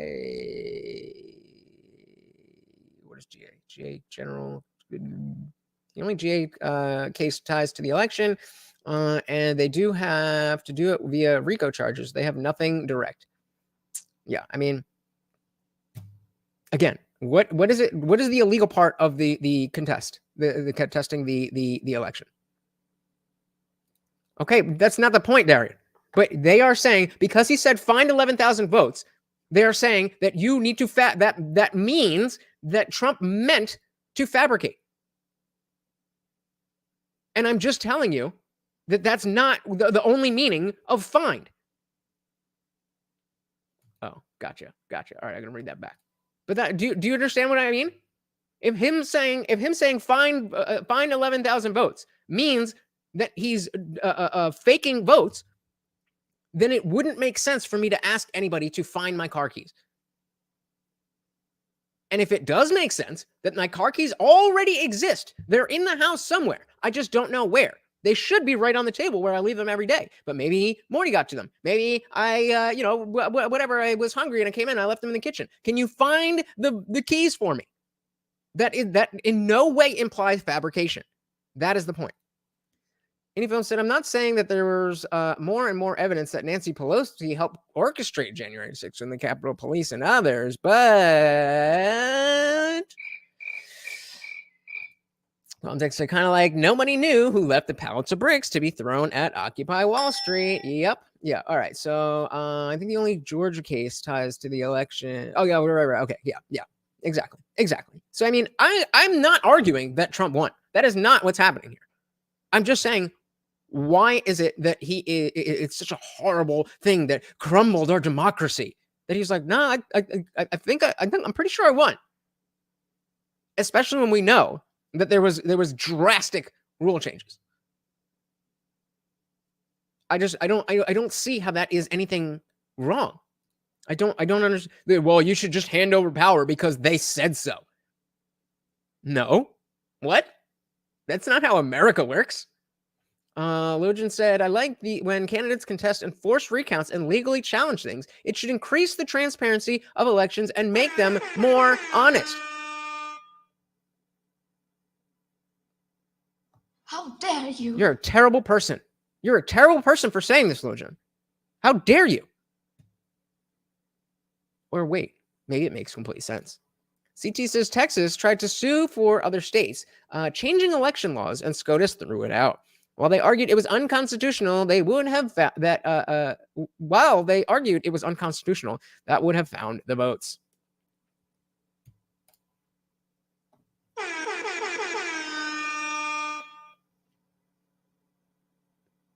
That's all. That's all I'm saying. Is that find doesn't mean fabricate. Fabricate means fabricate. So he said Trump won, then lost to Biden, but it's always good to recheck things. Yeah, I agree. I agree.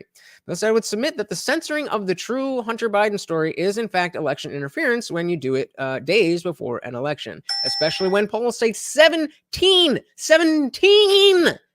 of people would have changed their vote based on seeing that. 17%. That's the whole election. That's the entire election right there. No, not pretending. This is in the news. You can watch the CNN, MSNBC. Remember the night before on January 5th, there were pipe bombs that were set outside of the RNC and the DNC headquarters, right? And this was a part of the whole thing that bombs were about to go off, but they were able to, get the bombs out. This is why, AOC said should have fly for all this stuff. So I'm asking you, do you have more pressing questions about why they have not been able to find the person that dropped off those pipe I will bombs? have to look into Get them. that the way you'll have to look into the moon thing. Okay. Because I think that's a very big piece for a lot of people. I think it's a little bit more important to understand what actually happened on J6 than 1969 on the moon. Just saying. Of just understanding what actually happened on that day. As I said before, I don't trust the media on anything because they never give you the full story. So I will allow. But Darian, that's what we're talking about. There wasn't recounts. They were just like, nope, you lost. We didn't get the recounts. We didn't get the court cases. They weren't heard. So how do you know? They just said there's no standing here. Logan said, I think Trump only needed 44,000 votes in a swing state to win. Yep. So he said, I'm sorry, but Trump has not done anything nearly bad as Hunter Biden censorship. Agreed. I mean, that's kind of not apples to apples, but I agree. Shout out to Dietrich. Welcome to the party. Said as bold and full of her own BS as Candace is. My favorite moment of hers is when a girl asked what she thought about the fact that her presence victimizes LGBT and trans people. She's like, life's tough, man. Get a helmet. I remember that clip. That was recent. Yeah, that was good. That was good. And even Bill was saying, that when she does that kind of stuff, it's funny. Shout out to Stephanie Miller. Welcome to the party. So Nancy is definitely behind January 6th, and says Stephanie Miller. And Hillary bitched just as much when she lost. They were afraid to investigate in 2020 because they might find out that Trump did win. Yep. I mean, to be fair, on the night, she did actually concede. But for months before that, they were asking, will you accept if he wins? And she wouldn't give a straight answer. Or I think she said no at some point. Democrats never admitted Bush won. Yeah, but that and again, that's the difference between the pre-Trump and post-Trump political world. Shout out to Boom Cooter. Welcome to the party. Good to see you, brother. Zippy said, my thought process is more effort and systematic corruption went into the censorship than Trump being Trump and leading by the seat of his pants. Yep. Logan said they did do some recounts, but they did not verify if they were legal ballots. Trump wanted all ballots to be verified, so he might have lost votes for all he knew. Yeah. Wanted Foe said, did Trump do anything nearly as bad as fabricating a Russian probe? Maybe calling out fake news is more horrifying than I think. Maybe. Darren says, IIRC, the only reason SCOTUS refused to hear the case is because all the other courts said that nothing nefarious happened. Well, did they look at the case? Or did they just say that nothing happened? Unifilm said, Hillary still says that Trump stole the election because the Russians helped him. Hillary, whose campaign she fabricated false Russiagate attacks on Trump. I mean, it's politics, guys. This is why we don't talk about things in the context of, are you going to invite them over? Do you want to go have a drink with them? No, these are people who are supposed to be cutthroat leaders of a country. Until we understand that is the view. So that even if somebody takes a piece of this speech, or even if somebody lies here, that is the game we are playing.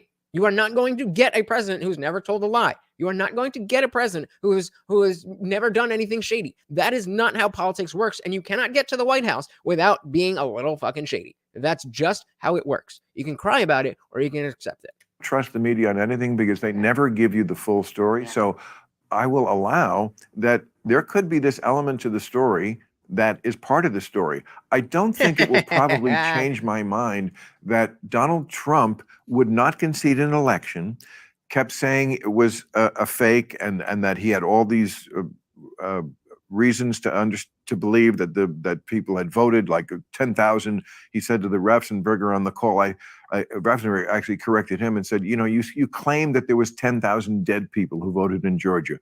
We looked and we looked and we looked. It was 2. That sums it all up. There was actually... Does it? How does that sum it all up? So, okay, fine. We thought there was a bunch of dead voters, and then there was 2. Okay, that's not it. What is illegal about that? What is destroying of democracy about that? Where's the destruction?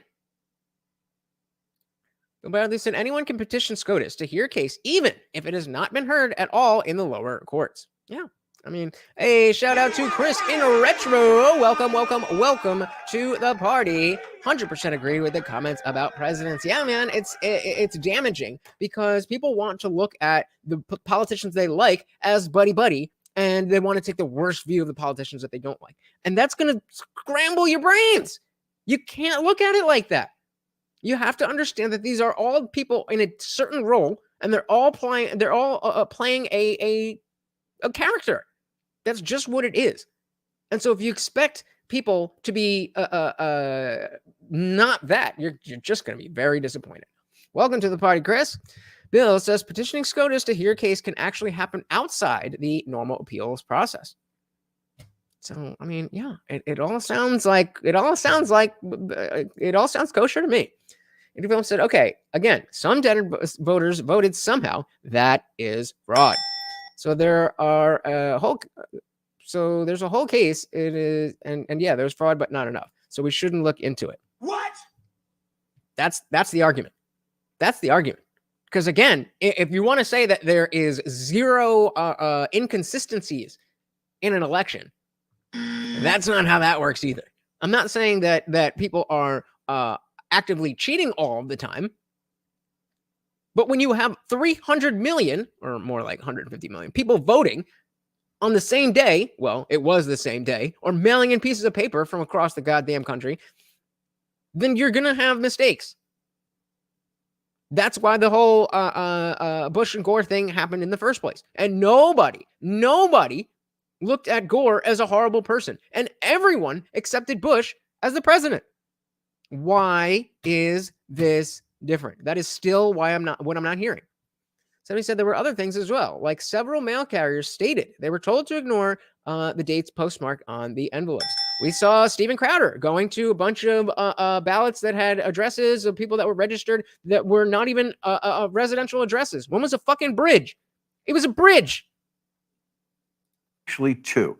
Now, he's not on trial for lying. You're apparently allowed to lie to the American people about elections, even though nobody ever really did that before. That counts. That's a projection. Nobody's ever lied about politics before. Come on, Bill. But okay, he's on trial for breaking specific laws, Such as forgery. Well, I mean, Forgery. before Stacey Abrams He contested forged- her election and said that it was. Well, it was- that's so let's be. yes, but okay, you're right. Let's be I honest. concede. Okay. Hillary I'm- Clinton took a very long time. I don't think she's Hillary still. Clinton was there before the night was over in her purple suit conceding the No, election. She didn't. She slept in. You're wrong. No, I'm not You're wrong. wrong. John Podesta came to the podium and said, It "Well, was before dawn of the next day. okay." My point is that You just said that night. Notice how he shifted the goalpost. You said the same night, and now, oh, it's the next day. You can't be this smug when you're this inaccurate. So if they cared about our democracy, you'd think they would look into the fraud period, even if it wasn't enough to change the outcome. Bingo. You'd think. that saying that there You- was you that lost there your were. point, No, I but- didn't lose my point. My point is that Well, you're saying about that. Hillary, you were. Hillary conceded as soon as it was obvious that she Okay. lost. The thing that I'm trying to get you to say though, we know that you hate Trump. That has been abundantly obvious. Yes, I we actually do. think that Trump out of office, For good was it- reason. was a good thing for your show because it allowed you to. It's not to- about my show, Candace. That's No. insulting. No. That's insulting. I'm saying because people that Can we weren't just- watching your show, that you didn't let me finish. You can't be Okay, insulted by but- sentence I didn't finish. No, but you keep I was going implying to say that that I'm. people that did not watch your show because there was so much dedication to talking about Trump during those years, then were switched onto your show But- because you moved on and you started talking about other topics that Can were we- crucial and I think Yup. brought in more of a conservative base. Can we? That's exactly what I mean when I talk about the de-radicalization of Bill Maher. It hasn't been drastic, but it's certainly different. He is a different guy now than he was during Trump's presidency. He's still, batshit when it comes to anything Trump, but he's now able to look past towing the party line. And I think that's important because again, the guy has influence. When people have influence, it doesn't matter how stupid they are. The influence is there.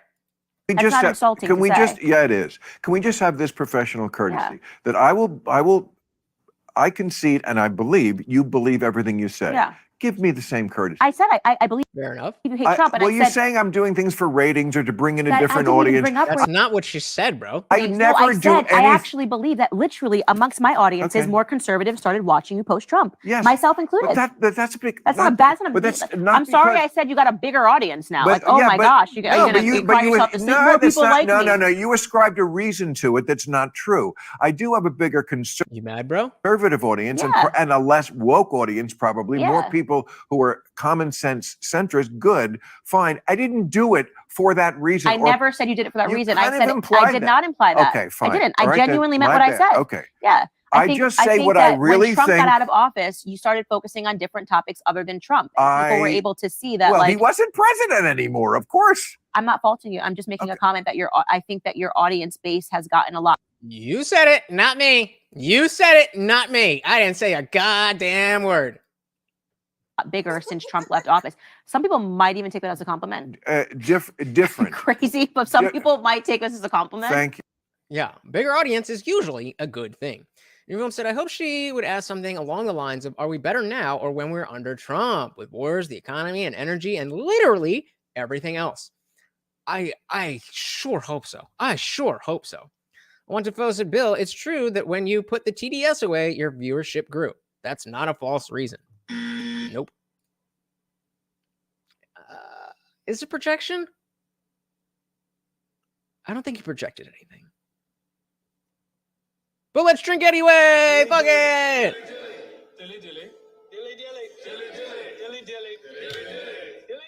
Loser. Yep.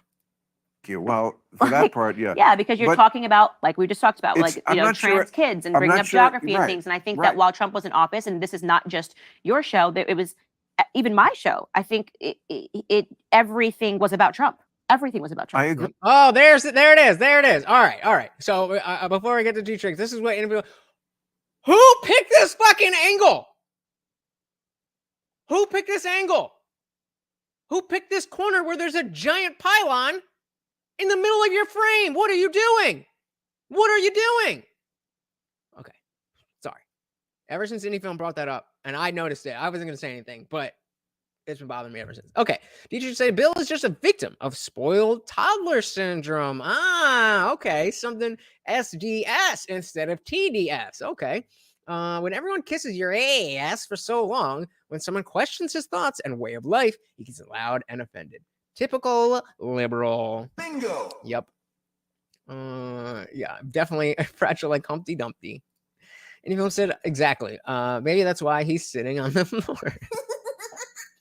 CT said when he said Candace, when he said Candace said he is doing it for ratings when she didn't say that. Yeah, but he just got defensive, and it's like that's not what she said. She just said since you have not been constantly focusing on Trump, you've got a bigger audience.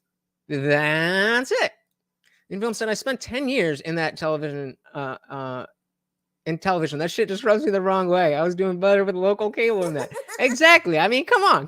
I know my shit's not perfect, but we got the painting over here from one of my clients. A little bit of personality with my guitar. This was where Morty sat before, hiding the lights behind, including that one. We got a nice plant in the back here. Some merch that you can get at mysickshirt.com.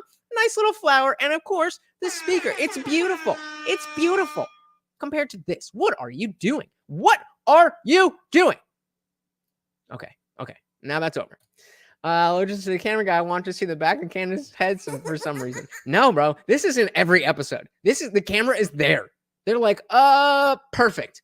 This. What are you doing? Chris said he's so freaking sensitive. I love how her stability is frustrating him. Yep. She's trying to center him. I don't know if she's trying to center him. I just think that she knows that if she gets, riled up, then he'll be able to use these underhanded tactics like he was with the moon thing. Whereas if she stays in the pocket, which you all should be able to do, when you get into these conversations and he tries bringing up the moon landing and this and that, you stay in the pocket. This is what people do when they don't know what else to say. When they know they're losing, when they know they're not looking good, they start reaching. So when you see this, just lay back, cross your arms, get a smug little face on your look on your face. Sorry about that, bro. Because you already won. I want to dehumanize the enemy. Do not show her face. Well, thank you, sir. I didn't even ask anybody. I just put it all together. And you know what? The mastermind that I was in, they're like, why is that there? Like, what does that have to do with the show? I'm like, it's just a living room. What do you mean? Don't get me started on that. I'm watching Foe, so maybe he should learn to move that studio to Austin after all. Find a camera angle that isn't 1/5 support beam. Yeah, like I'd say exactly 1/5. Exactly 1/5. Crazy. Even my show, I think everything was about Trump. Everything was about Trump. I agree. Right? And it wasn't. It's never been that way for any other Thank you, president. brother. Thank you. Everything was about Because Obama. other presidents weren't a nut like that. Hey, shout out to Bailey. Welcome to the party. So you don't have a full professional studio by now? Unsubscribed. Well, I gotta say, nice knowing you. Later, bitch. No, I'm just kidding. Good to see you, Bailey. Bill Bradley says emotions overriding logic. The story of the modern U.S. playing out in real time with Bill Maher. Yup, you got it. Logan, I bet that beam is a hollow prop too. Good one. Love that. Oh my God, you guys are funny. We have definitely, I think, I believe that and we can disagree on this. I think that from the second he announced that he was coming down, there was a media obsession with taking him down like I've never seen. It actually woke me up. I was on the liberal side and it turned me into a conservative. It was vicious. It was nasty. It was calling him things that he wasn't. There was, you but didn't that's participate in that. But pretending that Trump was like a Notice how he's only listening to respond. He's only listening to respond. He's not here for a conversation. He got mad about the your audience has grown thing because he wasn't listening. And now again, listen to what's going on. She hasn't finished what she's saying, and he's already trying to jump in. It actually woke me up. I was on the liberal side. And with a line like that, I was on the liberal side. I would think that if you are sitting in a room with Candace Owens as a liberal, and she talks about how she was on the liberal side, I might want to perk up. Oh, really? Well, what about Candace Owens, the liberal? That would be very interesting. But look what we get. Turned me into a conservative. It was vicious. It was nasty. It was calling him things that he wasn't. There was, you but didn't participate in that. But pretending that Trump was like a avowed racist that was trying to bring back the Klansmen was a little bit like dramatic, you know? But that happens with every president and everybody who gets that high up in the tree. You know, when I don't know how far back it goes, probably to George Washington, when a person is the one who's going to be in power, the people who want to prevent that, who think oppositely of how he thinks or she thinks, yes, that's what they do. They try to destroy. They didn't try to destroy Obama. I mean, to be fair, this is the show. He does smoke during every episode, and not with her, but I respect that he's willing to keep, like, this is the show. This is what we do. If you want to come on, this is the show. Like, I forget who it was. It was some comedian. It was some comedian who was sober, and they went on hotboxing with Mike Tyson. Oh, it was Khabib. Khabib went on hotboxing with Mike Tyson, and he asked him not to smoke. And it's like, bro, that's what the show is. So, like, that's what we do. You don't have to do the show, but that's what we do. And then, Khabib got mad that they smoked, just like they said they were going to do. Shout out again to Melted Mind Media, a good friend of the channel, awesome YouTuber. Just dropped the link to his channel. Please go check him out. Said Mar set the bar real low. Indeed. Soul to Soul said, yes, he latches onto something, builds it up in his head emotionally, and then waits his turn to speak barely. Definitely not listening. So they don't paint every president as the worst racist of the 21st century. Certainly not. As much as they, the media, either side is there specifically to question the president. That's what they used to be there for. Never have we seen what we saw with Trump. I mean, that's just what it is. Wanted Bill said, if Bill's team are professionals, there's no way that they didn't try choosing a different angle. I can only see it as Bill deciding to keep that stupid angle. Probably. It's just like, no, okay, just keep it right there. It'll be different. Loser. All right, let's dive back in. And the way that they come on Trump. You had the Lisa Bloom please. period where you had Candace. 85 million women that came out of the woodwork with allegations. Where were you guys? He's been in the public sphere for the last 30 years. He's had shows. Where were you guys with your allegations before he announced running president? I mean, it was so obviously a ratchet job. And these things matter to you because it doesn't matter. One of them's on it doesn't tape. matter. It doesn't One matter. of them's right from the horse's mouth saying, I grabbed pussy. He didn't say. That's not what he said. What did he say? He was talking to Billy Bush in the I forget what the show, but in the bus, and he said he was talking about girls who just throw themselves at you, and he said they let you do anything. You can grab them by the pussy. Let. That means consent. How dare you? How dare women be able to do what they want? That's the position, right? That it's wrong that these women want to let a man consent to do anything. That's the issue. Or you just don't know what the fuck is good. I grab pussy. He did! He said he was talking about groupies. He said they will literally let you do anything, including grab them by the He wasn't talking about groupies. All right. Let's. Oh, not Netflix. Really? What? Warning! This video contains language that some might find, whatever. Donald Trump talking about a married woman he wants to have sex with. It's a hot mic situation. He has no idea the mic is still on. Moved on her, and I failed. I'll admit it. Whoa. I did try and fuck her. She was married. Huge news there. No, Nancy. No, this was marriages, and I moved on her very heavily. In fact, I took her out furniture shopping. Based. That's a baller move, taking her furniture shopping. She wanted to get some furniture. I said, I'll show you where they have some nice furniture. I took her out furniture. I moved on her like a bitch, but I couldn't get there, and she was married. And all of a sudden, I see her. She's now got the big phony tits and everything. She's totally changed her look. So at that part, he's talking about he shot his shot and she said no. So he didn't do the married woman. Now, I better use some Tic Tacs just in case I start kissing her. You know, I'm automatically attracted to beautiful. I just start kissing them. It's like a magnet. I just kiss. oh, we're okay. I don't even wait. And when you're a star, they let They what? They what? They make you do it? They try to make you do it? Or they let you do it? you do it. You can do anything. Wait a minute. Wait a minute. I don't even wait. And when you're a star, they let you do it. You can do anything. Wait a minute. Wait a minute. I was told that they let you. I don't know about you guys, but over here on this channel, the Indian Jesus believes that women have the right to consent to whatever they want. Call me a liberal, call me woke, but if they let you, then they let you. Yeah, he was. He never said that word. He said, when you're a star. Yes. That's quite a leap to say we're just talking about groupies. And by the way, He didn't say, I grabbed this woman by the P word. And I think that's a part of when I say we have, there's so many media hoaxes. Just be he honest. said you can You've grab never- him by the pussy.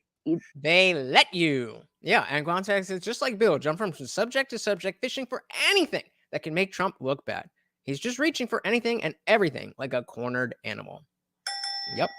He said you can grab him by the pussy. Yeah. And you can do Yes. anything. You can grab Yeah, him these by girls, the when they pussy. see a star, that's literally, by the way, just to be clear, that's a But fact. just to be clear, you shouldn't do that. But right? you shouldn't. Yes, but let's just be honest Okay. about what he said. Why? Why shouldn't you do what women want you to do to them? Because they're just little girls and they don't know any better. And the girls, you have to be the man because you know better. Sounds misogynistic to me, Bill. This is locker room talk. Men Right. talking about, I hang out with a lot of athletes, about women that throw themselves on them Just trying to save Billy Bush. It didn't work, but simply because of They who they tried. are, and they'll let you do anything to them. But We do live in this, just to put it, economy poor economy? Yes, correct. of women who will quite literally let men, especially now with the birth of OnlyFans and TikTok and the rise of becoming a star, that if you are a star, they will let you do whatever they want. And then Yep. So I'm on to vote. If she's under 35, she can't consent. But if she's 5 years old, she can consent to anything. What? That's the liberal position. That's the Bill Maher position. A 35-year-old woman can't decide to let a man touch her pussy. But a 5-year-old, hey, right? Right, Bill? Right, Bill? Disgusting. Disgusting. Well, just Trump was the first openly supportive, the first president openly supportive of gay marriage in history. Yep. I mean, Obama passed it, but he came in like, oh, well, marriage. Oh, marriage is not just for any folks, okay? It's a man and a woman, just like it says in the Bible. And he said, dude, how many women has Bill been with because he's a star? And yep, the media pretended he said, I personally I saw this went in and grabbed a woman by the P word. It's locky woman talk. Is it crass? Yes. Do women also speak crass when men aren't looking? Yes. I'm very much, I'm not saying this is great speech, and I would love to hear if my husband was saying this about, but I'm just trying to be rational and not be. God damn it, that angle. Need to. Because even if you move the camera more here to have an over-the-shoulder shot and have him in frame, you could still do that. Why here? Crazy and acknowledge that both men and women have locker room talk. I have an important question. Where can I find these women?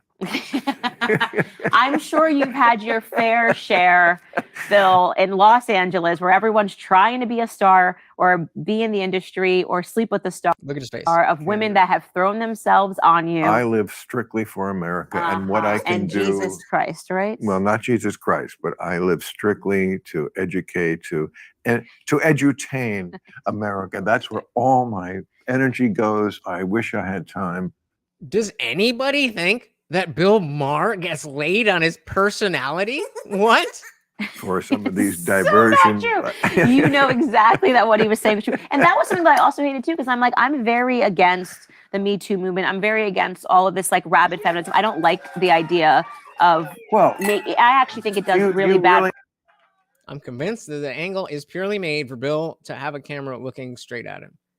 But again, if you move, like, okay, I'm going to move the camera. I'm probably going to regret this because it's not going to go back. So why would I have this when I could have, where am I? Where I could have something like this, and I'm talking to my guest who's right here, and now the camera's still looking at me, but I'm in frame. Like, it's not that complicated. Oh, I'm so glad that just went back exactly where I wanted to go. I wasn't sure how easily that was going to go. Relations between men and women to pretend like some things are not abundantly true, that we don't have a culture of groupies and hoes and thoughts and music videos. And yes, we do. And it's fine. And not every woman is like this. And I wouldn't love to hear my husband say it, but I also would be like, there are girls that would let you do anything to them. Right. It's funny that we can admit about men that they're dogs because most of them are. But we can't admit that girls are sluts. But we can't. That feels not fair. No, we can't, because we have to pretend to say the right things when we're liberals, Candace. Come on, you know this. Well, I feel fewer women are sluts than males are dogs. Almost. No. Now again, according to our recent stream with Dr. Evil Genius, I think Dr. Evil Genius would agree with Bill, but you know, when you're 6'3", maybe you see the world a little bit differently. I just learned that you are not on OnlyFans, which is lovely. That you're clearly not on OnlyFans. Where they're literally selling their bodies for a certain price. Hey, shout out to M169.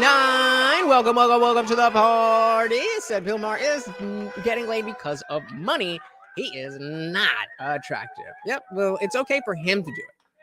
But if Trump does it, that's the worst thing ever.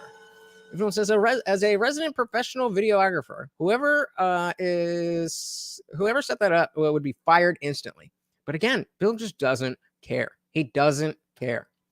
Nick said, I'd be laughing if it wasn't also true. According to Bill Clinton, getting a BJ has nothing to do with sexual relations.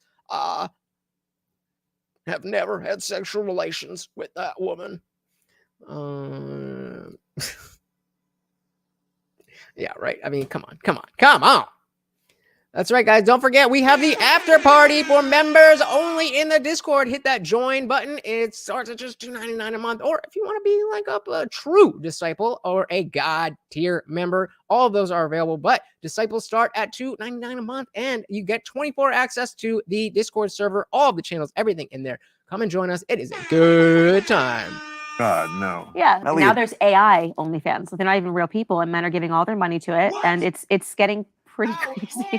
I mean, I know that we're always concentrating in this country on how we can help women, and we certainly should. But the truth is, the people who are lost, I mean, they're both lost. Everyone's lost. Yeah. So are you, Bill. But the people who are really lost and don't have their shit together are men. I mean, women are killing it in college.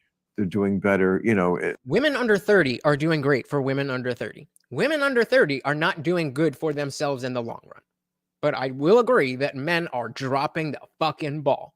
There's no question there. In the workplace, they're lower suicide rates. Yes, they're more to get more college graduates. And I think this is a perfectly emblematic of why men are just lost. I mean, if you can't even be a sleazebag, right? You know, you can't even fucking. I mean, we've given up on like having a healthy relationship, or even the kind of life I've led, where. And that's men. That's men who did that? That's men who gave up on the idea of a healthy relationship? Or was that the women who started giving away their value without the commitment? Remind me. I'm not sure. You know, chicken. It's one of those chicken before chicken or the egg thing. You know, which came first? Was it feminism or was it men's nature. Like, I've had healthy relationships, but never got married. Okay. I'm not a crazy person and I'm not an unfeeling person, and everything is very real. We've given up on all that. And now we're just like, to degrees of how you're going to like be a John and you pick, I don't even actually get laid. That's sad on It is sad. so many levels. Men are struggling. They really are struggling. And I think Where did this come from? What's your theory? Feminism. Dietrich says, so Bill wants to grab them by the pussy, but finds the idea that Trump says they let you do it is vile and repulsive. So he's anti-consent. That's the only thing that we can, what's the word I'm looking for? God damn it. I was going to be snarky. The only thing we can deduce from what he's saying. 80 Film said, alert, alert, red pill moment coming up for Bill. All right. We got the siren. We are ready. Wonderful said, men are being condemned by society for things they didn't do. Not everyone can stay motivated for the average dude. Yep. Quantic said, Bill is projecting. He's describing his own relationships like how up. He might have a red pill moment coming up, but a projection drink is right meow. Bill Bradley says the gap in graduation from college between men and women is wider now than it was when Title IX was passed. Of course, the gap goes the other way now. Yep, yeah, there's way more women. But that's probably a good thing. Like, men are wising up like, maybe gender studies isn't a good way to spend $80,000. So the Soul said, hate to be old-fashioned, but when everyone gets to drink the milk until it dries up, why would you buy the cow? Why buy the cow when you get the milk for free? So I said both. Men are willing to have monetary relationships and women like easy money. But men would prefer not to have monetary relationships. The men who are willing to have monetary relationships are willing to do so because they can't get real relationships, stable relationships. Because women are just out there. And I'm not saying that it's all, it's not all women. And it's not only women, but we're not going to say that women's hands are clean here. I specifically said men are dropping the ball. So I don't want to hear anything about how all women or only women or no. We're not playing that game again. We've been down that road. I wanted to said men are being condemned by society for things they didn't. Didn't you say that already? Yeah, you already said that already. I think pornography is really harming men, and it's everywhere, and it's so available, and it's at your fingertips. Could not agree more. And when they're introduced too young, it completely establishes their brain pathways in a way that ruins them for life. You know what I mean? It's not. You shouldn't be introduced to that sort of. And I don't even want to call it pornography because it's something else now. Hold on, I just need to think for a second. Let's see. I didn't like see porn on my computer until really maybe 5 years ago. Okay, 5 years ago? 5 years ago? I was going to say, okay, boomer, but like 5 years ago. Internet porn has been there for a lot longer than 5 years. I mean, I guess you just been getting laid with all the women who let you grab them by the pussy. Because I was kind of afraid. I heard about cookies and like of actually knowing what I'm looking right. at. It's the and FBI then of course the me. First time I saw Pornhub, I was hooked. But like magazines was like always the way it was. And I saw them. There was a big controversy in the 70s when Hugh Hefner had to decide whether he wanted to show pubic hair. They had no pubic hair. You did not see, and this is when they had pubic hair. Yeah, exactly. You know, he had to decide between that and the American car company's accounts, which was big. Anyone said I may be a little salty right now, but men would like a committed, serious relationship. Bingo! Yes, women will stay in that committed relationship until they think something better comes along. Yep. And I mean, I don't even blame women for that anymore. Like, that's what you have to do because the men that they're going after are doing the same thing. But they're going after they're all going out. We've had this conversation a million times. They're all going after the same men and then getting mad that the same men who have all these options are treating them a certain way and then projecting that onto all of the men that they don't even see. You know, y'all don't even see us. And yet I'm a horrible person because of what he did to you. Whether he was a bad dude or whether he was a loser and a creep. Either way, that ain't me, baby. That ain't me. My own man. Bill Bradley says men need to stop giving their money to women on OnlyFans. Yes, stop simping. Bill goes on to say, I see all of them as lacking self-respect and a strong sense of self-worth. There is no excuse. There is no excuse. P-Hub is free. P-Hub is free. There is no excuse. You are contributing to the downfall of America if you even have the app on your phone. How many of you? Put a 1 in the chat. If you'd be willing to, we're not going to do it because it's going to be a waste of time, but just for the sake of it. And be honest. Put a 1 in the chat. If you would be willing to show all the apps on your phone because you know that OF isn't on there. Put a 1 in the chat.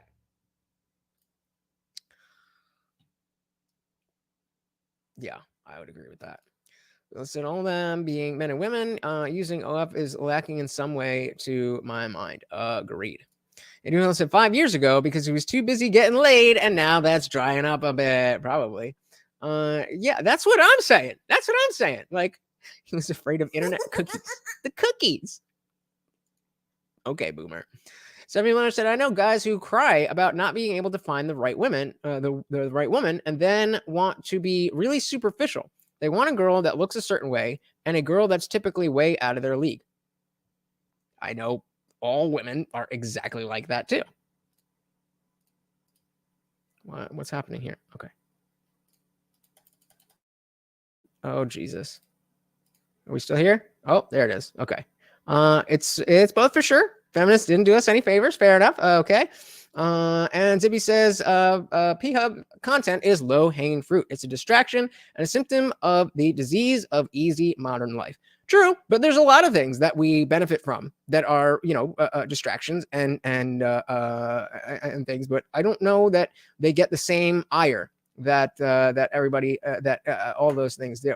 So what did I say? Who would be, if you're willing to show your phone, you don't have to show anything that's in your phone, just all the list of apps. Logan, Soul of the Soul. Okay, fair enough. Zippy, Unwanted Foe, Dietrich, Guantec, Stephanie, Bill, Indie Film, Darian. Shout out to all of you guys. But this is unheard of that it would be a majority of any group of men because there's just too many men simping. Shout out to Indie Film.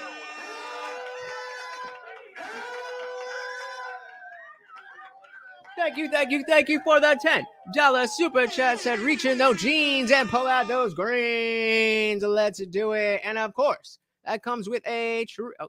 This way. A treat for Morty. Thank you. And of course, that makes you the new sponsor of the stream. Thank you. I had to decide between that and the American car company's accounts, which wait, what is he talking about? pubic hair. Wow. You did not see, and this is when they had pubic hair.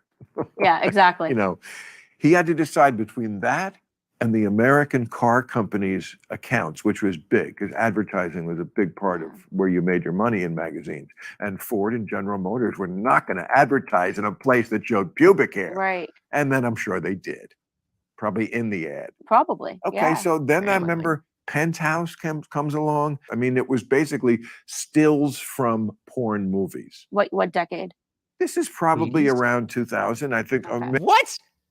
Hustler, wait, Penthouse came out in 2000? That can't possibly be right. There's no way. When did Penthouse magazine start? Yeah, 1965. What are you talking about, bro? Oh, that was in the 2000s. Out of touch. Porn movies. What decade? This is probably around 2000, I think, or maybe the 90s, you could see that. I mean, yeah, I think in the 90s, absolutely. There were lots of magazines, Gent and Cherie and We, not that I knew all of them, Shaved Asian. Okay, I knew all of them. But like, I remember you passing the magazine stands in New York when I lived and there was 90s, and there was like dozens of these kind of magazines for very specific kinks. So it was moving toward that direction. And then we come to where every kid has a little computer in their hands, and there's no more plots. I mean, there's no more. I mean, I remember the old porn movie where it was like a Broadway play, except instead of breaking into song, they'd break into fuck every 15 minutes. But you'd have to kind of wade through the pizza delivery guy, and okay, then finally they get to it. Now it's just right to it, and it is. You're so right. I'm telling you, as someone who's seen the whole arc of it, it's rapey in a way it never was. It's ugly. It's just ugly. It doesn't turn me on. Yeah, it's deviant. And this is people What are you watching, bro? Like I mean, really? All right. Just lay down more. You're fine. Like I mean, I admit I'm a pretty boring dude. Like she got titties and she's getting fucked. Like it'll work for me, by and large. Well, what are you watching? What are you what are you searching? Where you're finding all this I know it's out there, but you don't have to like. Okay. Think about how it's impacting people and their productive relationships and how they think sex is supposed to be had or attained. So we've come a very long way. Exactly. Shout out to Dietrich. So the dirty old man mode that came out at Candace talking about Bush right there was proof that Bill is no better than any man, including Trump. And I mean, there's a lot else that would say that he's a little bit lower on the totem pole. I'd be embarrassed to say this to a pregnant woman. I mean, it's Candace Owens. I mean, in general, I would maybe agree, but it's Candace Owens. So because he's saying there's no setup to modern porn, it goes right to the porn. That's just not the case. I mean, it's not good that everything is now, oh, stepbrother. But that is a story. Gonzig said, wow, Bill, you, sir, have a lot to say about porn to a pregnant lady on a political podcast. Yep. Bill Bradley says the accessibility of P-Hub is on another level. When I was a kid, you had to find some shady magazine vendor that would sell it to a minor, or you had to steal it from your friend's dad. It was an endeavor. It was an event. It was a celebration, right? I want to pose that Bill prefers a story with his prawn. That's something I'd rather have not known. Me too. And now we're talking about the introduction of pornography as a topic in the school system, which is now a thing, right? Like normalizing pornography. I learned actively in school that you should watch porn. It's super healthy. Well, now this is maybe right before porn became as deranged as it is today. And you're thinking that they're now learning that it's healthy to watch porn. And then when they're exposed to porn, they're watching something that just cannot be good for their neural pathways. Like it cannot be good for their brains to think that this is a normal sexual relationship. And for men, obviously women are different biologically. We don't have the same instincts that men have when it comes to sex. And I think, are we allowed to say that? Men and women are different biologically? No, I did not mean that. We are the same. We are exactly the same. But it's rendering them weak.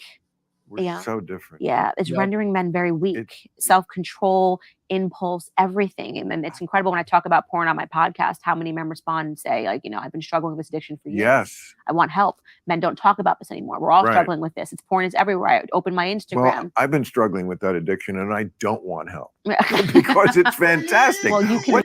I mean, that's where I'm, 75% of you saying that P-Hub is a major contributing factor in men's loneliness. I just disagree with that. Like we were saying, who said it? That online stuff has been around since '99, at least, if not at least the millennium.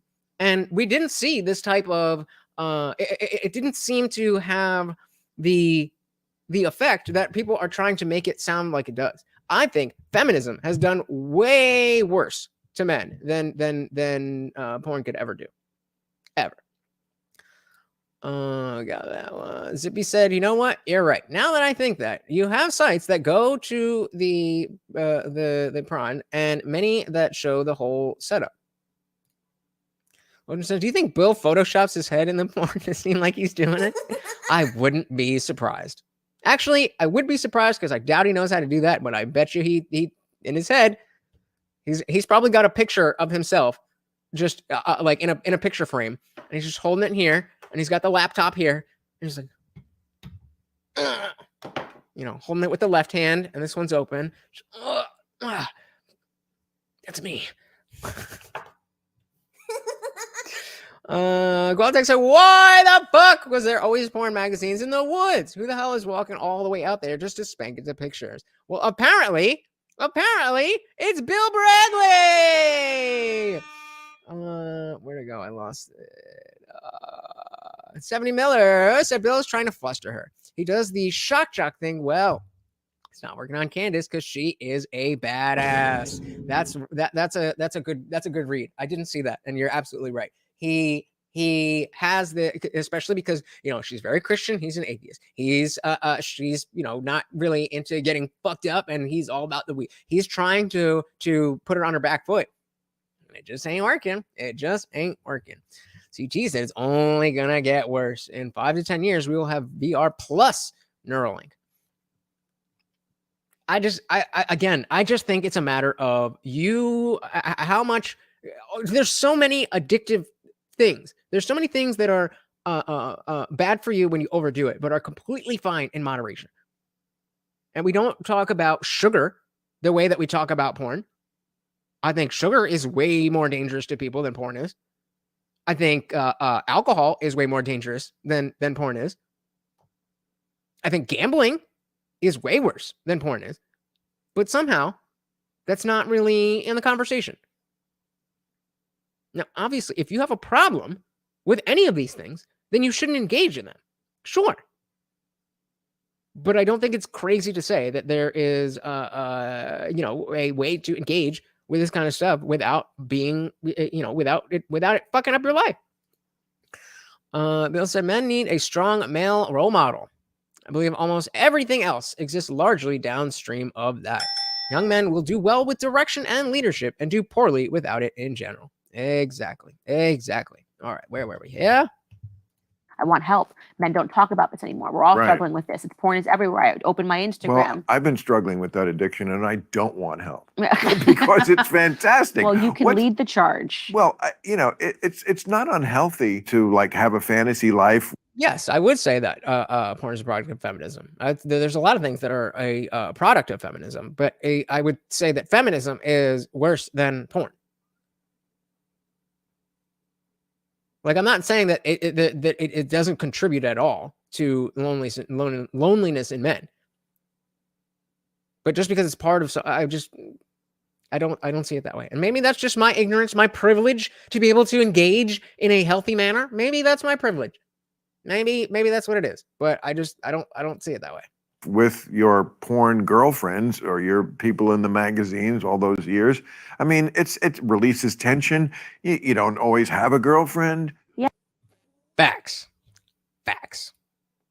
And okay, this brings up a good point. Because if you only have porn and you don't have the option of the real deal, then I think it can become an issue. But again, that's still just a byproduct of other things that are going wrong in your life. The fact that you don't have game, or you need to work out, or you don't need to make money, or you need to be taller, or whatever it is. Bill Bradley said discipline and self-control, things men generally learn from a strong male role model. Can't speak to how women function, but young men need direction and structure. Absolutely. So he said, sugar is worse than alcohol. It's the silent killer. Bailey said, sugar doesn't ruin relationships. It does when people die. It can cause unnatural expectations for other food, but you can't physically or emotionally abuse food. Okay, but does that make it less of a... Those things are true. Are those the metrics on which we're determining what is worse in society? Whether it can ruin relationships or whether you can physically or emotionally abuse it? I don't disagree with you, but that doesn't mean that it's not worse for society. And William says agreed, Bill. But girls also need a strong. So you're talking about Bradley, but also girls also need a strong father figure, or they're going to be on Instagram and OF. Yep. Yeah, I would push back on that. I think that porn is really unhealthy for men, and I think any porn. I think, and I have noticed this, by the way, in speaking to Dennis Prager, because he grew up with the magazines, that the understanding for what it is now. Pervert. Well, it's just very. You look like a fucking pervert. If you had to put Bill Maher and Dennis Prager next to each other, and you were like, which one is the pedo? Bill, you're gonna lose that one, brother. Different. You know what I find to be the sickest perversion of all, and married people admit to it. They admit that it's so boring to have sex that they freely think of other people when they're having sex. Yeah. I find that to be the worst perversion of all. You're basically masturbating inside another human being who you Sounds fun. supposedly love more than anybody else, while you're thinking about the checkout girl at Kroger. An episode of Black Mirror. What? They were like, an episode of Black Mirror was talking about this, like in the potential for tech to meet that moment where people could be wearing goggles and also having Right. and that could happen. That could But literally essentially, you happen. are wearing goggles, but it's inside your head. Yeah. I mean, Well, to be fair, in the Black Mirror episode, the end of was it the end of you? The one with the Z eyes. They were what we saw was in a relationship, and they were just looking at and through their lenses thingies. They were looking at a previous time when they were both younger and more in shape. So, I mean, and yeah, you absolutely, definitely can abuse food. My first girlfriend was, like I said, like I've talked about multiple times, before the whole trans thing was what young girls did. It was eating disorders, at least around these parts. That was a huge thing. Every girl was had anorexia, bulimia. Every girl was binging and purging. How the fuck do you think low-rise jeans were a trend? Look at these fat fucking kids today. Low-rise. When I was a kid, and the high-rise shit, I was like, oh man, you love to see the little V, like that shit's sexy. Never coming back. I'm like, all right, okay, this is a new trend. Little girls look like she's wearing a diaper. Shit's up to here. But low-rise, I don't think it's coming back. I don't think it's coming back.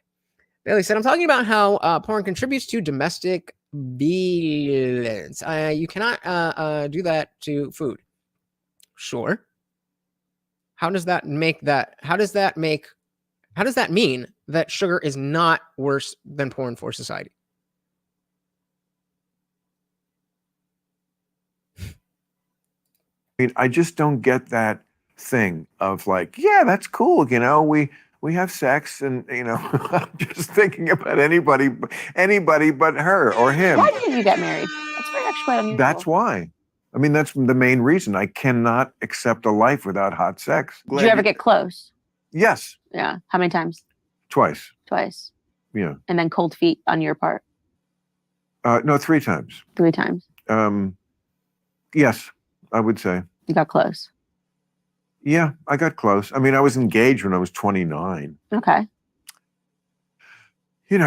But okay. I kind of knew even as we were engaged and buying the ring and all that stuff, there was a voice in my back of my head always saying, really? You're just going to fuck this one person forever? So it was about That's so, oh my God, that's such liberal thinking. That's such liberal thinking that it's all just about sex. When you already can get sex consistently, and you don't see that maybe there's something else that's there that could be valuable, like connection. But yeah, it's the people who talk like me who are the Andrew Tates of the world, right? Get the fuck out of here. Context has how has there not been any reactions to this video about the length of time Bill stayed on this subject? It's almost like he's getting back at Candace for making him feel uncomfortable at Trump. Well, I mean, I definitely have seen some people talking about this. So, I mean, I know the Black Conservative Perspective did a video. I don't know, but it also just came out today. So, shout out to M169 with the $10 super chat. It's food time. Come and get your peanut. Yummy, yummy, yummy. All right, you can go back to bed. Thank you. And M169, that makes you the new co-sponsor of the stream. What does she say here? Said, yeah, married people do sometimes fantasize about other people. It happens. Like everything else. It shouldn't be the baseline. Yeah, I don't think that that's the worst thing in the world. Like, it's kind of, to me, it's, I mean, again, not married, but to me, it's kind of the same, in the same vein as like your hall pass list or your celebrity hall pass list. Like, it's not that big a deal. the sex. And again, actually, now that I'm thinking about it, because he doesn't understand this, because the sex is the only thing that he looks for in women, the woke progressive Bill Maher only looks for sex in women, that he doesn't see any reason why it would be okay that the sexual part of a strong, stable marriage, maybe if there's a little, spicing up needed, because the rest of the relationship is strong and stable, then there's no big deal. But to him, he's never had that. He's never had that. And that is sad. Told you. Yeah. I So mean, I think that does show that pornography and sex is something that is not a good thing. You may be right. Yeah. You may be it right. prevented you from unlocking this thing. And you're right. And I'm not saying it's the best thing in the world and everybody should be, doing it all the time. That's not what I'm saying. I'm just saying that I don't think it's as bad as people make it seem, unless you are that person who takes it too far, and that goes for anything that's not specific to porn. Shout out to Gold Holder. Welcome to the party. Good to see ya, brother. How are you doing? Bill Bradley said, marriage, historically speaking, is not about love or sex. It's about finding a way to survive in a world where your death was a real possibility every winter. Hell yeah. Hell yeah. Bill goes on to say it was the most effective way to survive and raise kids to adulthood in a world with common famine, disease, and death. Bingo. Hey, shout out to Bailey with the $4.99. Thank you so much. Come here, bud. Come here. If you just stay up here, then I won't have to keep doing this. Yay, there we go. Thank you. What does Bailey say here? His mindset is so sad. He cannot view other humans as anything other than commodities for his own pleasure. I wonder what his home life was like. That would be interesting for sure. Hey, shout out to Daniel Cabrera. How you doing, brother? Hope your daughter is doing okay. She's getting sick. Kids do that, but she caught it from you, didn't you? You got your daughter sick. How dare Come on, bro. Just kidding. Welcome to the party. Thank you, Bailey. Lack focus. You could be whole right. other side of your life that's so beautiful, wonderful that you never get to. And so I think, and then now you times that by just porn everywhere. Porn when you are just literally walking down the street and you see an ad and you're like, oh, right. I don't know why she has to be naked to sell me this purse, but apparently she has to be naked. I mean, it's also the Thank you again, M169, for co-sponsoring the stream. case that, not take the sex out of the equation. I mean, is anyone really that interesting that you're the only person you want to spend this much time with? I mean, Annie Mame said many people. And I said outside of marriage too. I mean, I wish every day, actually today is my grandpa's death anniversary, that he's one person I could speak to every day. I would get rid of 6 friends to only be able to speak to my grandfather as my friend. Yeah, there are people that are that interesting. Did he raise you? Okay, I think that that sounds like a line. That sounds like a line. I don't really. Are you really gonna, give up 6 of your friends? That sounds like a line to me. I mean, I get what she's saying, but yeah. Oh. Yeah. And to be able to have those conversations with him, like there are people that are just that interesting. Why didn't your parents raise you? Well, we lived in my grandparents' house, but my grandfather was. How do you think I know? You told me. The patriarch of the home without question. Wow. So he, was set the breakfast and made us breakfast and read the Bible to us and really instilled the values, even though I did go a very liberal route to conservatism. I thought I was a liberal. I kind of went back to. What were his politics? He didn't have any. He didn't. Yeah, he already knows it. He just gets lazy and he's like, really? Do I have to? Can you just give it to me? Can you just can I just have it? He already knows. He already pops up like that. Pavlov is real. He was a conservative, but he was not politically inclined. Conservative in terms of met my grandma when he was 17. But what did you think of John F. Kennedy? He was probably a young man. See, I wish he was still alive because I could. Oh, because he's gone. Okay. That makes sense. I missed that part. I wish he was alive so I could talk about the moon. Oh, yeah. Now that we're talking about it, yeah. But there are so many people, and especially now as people lack so much depth and so much character, and you know, to even find, for me, it's difficult to even find interesting friends. So I get what I said, shit, me too. That's why I started this, to hang out with all of you guys. Golden said, this is why I think people should stop religifying marriage and consider things like reincarnation through procreation. I mean, fair enough. That's fair for you to have. I don't necessarily agree, but I think we should just stick with provable reality. But whatever. Bill Bradley says the comfort level and safety of the West has totally altered what people look for, and Disney implanted the fantasy of true love. That was me. That's right, guys. Exclusive after party for members only. Make sure you join and let me know so I can get you into. There is a free channel on the in the server if you just want to join for free, but the after party and all that other stuff is for members, disciples only. Where are we? We got that one right. We got that one. Bill said her grandfather is a hero figure in her life. It's her Superman. Yeah, I missed the part where he wasn't alive. That makes a lot more sense. Stephanie said she has devoted entire shows to her gram. She probably would. Yeah, I take that back. I didn't hear the part about that. Anyone said I don't doubt it about Candace's grandfather. When she talks about him, he was an extremely strong influence in her life. Fair enough. So I said I generally agree with Goldholder. Two-parent households statistically produce strong fruit. Of course.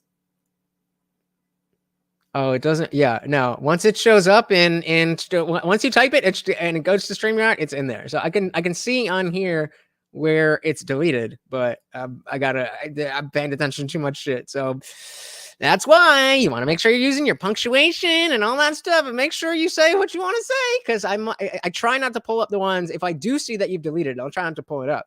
But that's how StreamYard works. Sorry. you're talking about. Do I want to talk to this person forever? No.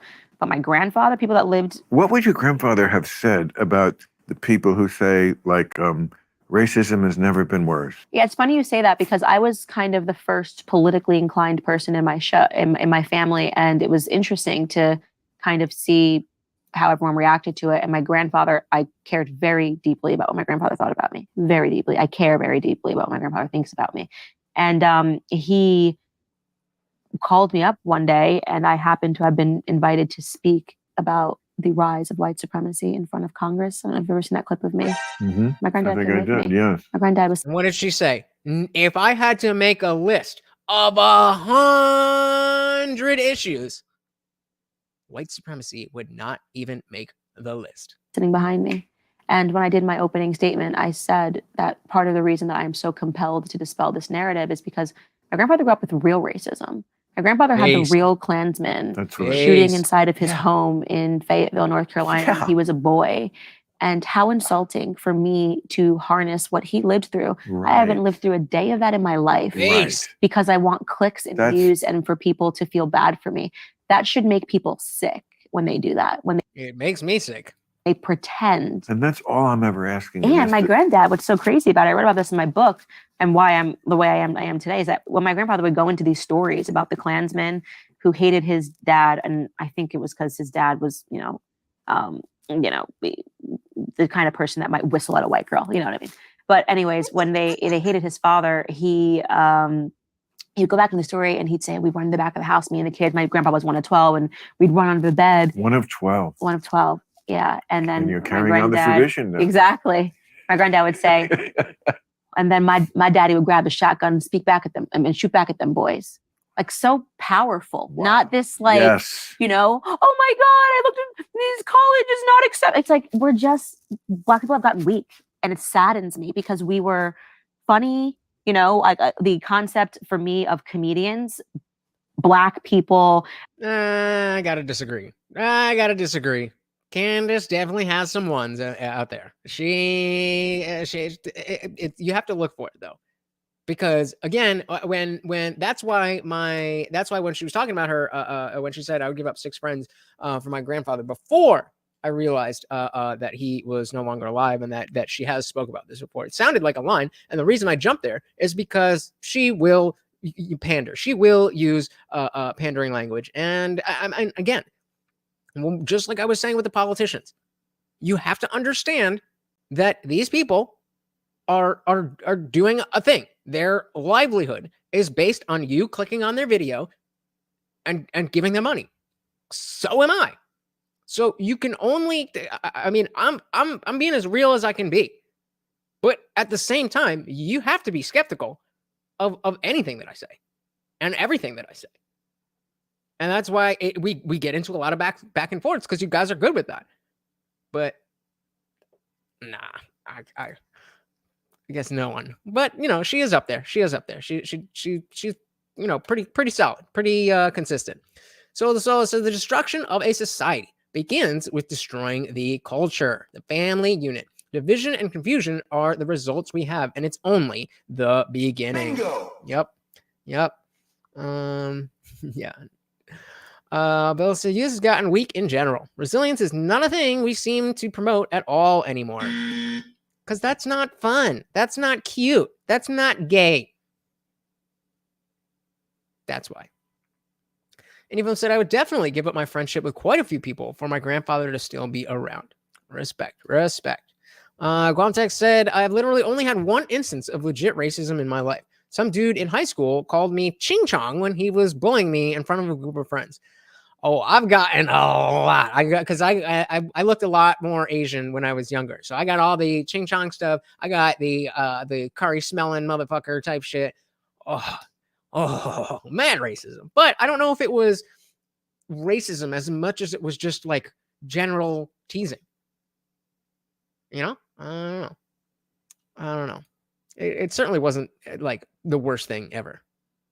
Exactly. Being able to turn pain into humor, funnier than everybody else, like, always from this position of strength. And I had so much pride in that growing up. I had pride in my grandfather, pride in Black America, and to see it all suddenly dissipate for me with the rise of the BLM narrative.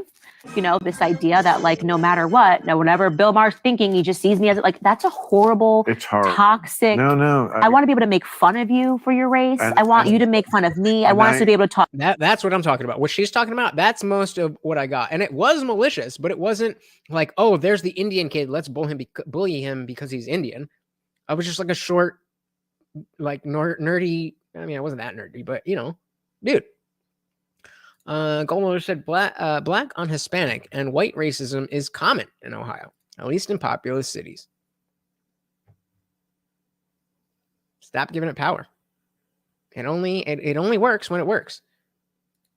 Talk stereotypes because they're real and they're funny. And I've seen you like take people apart, like about Black dorms. Yeah. Black only dorms. I saw you with the guy, I forget who it was.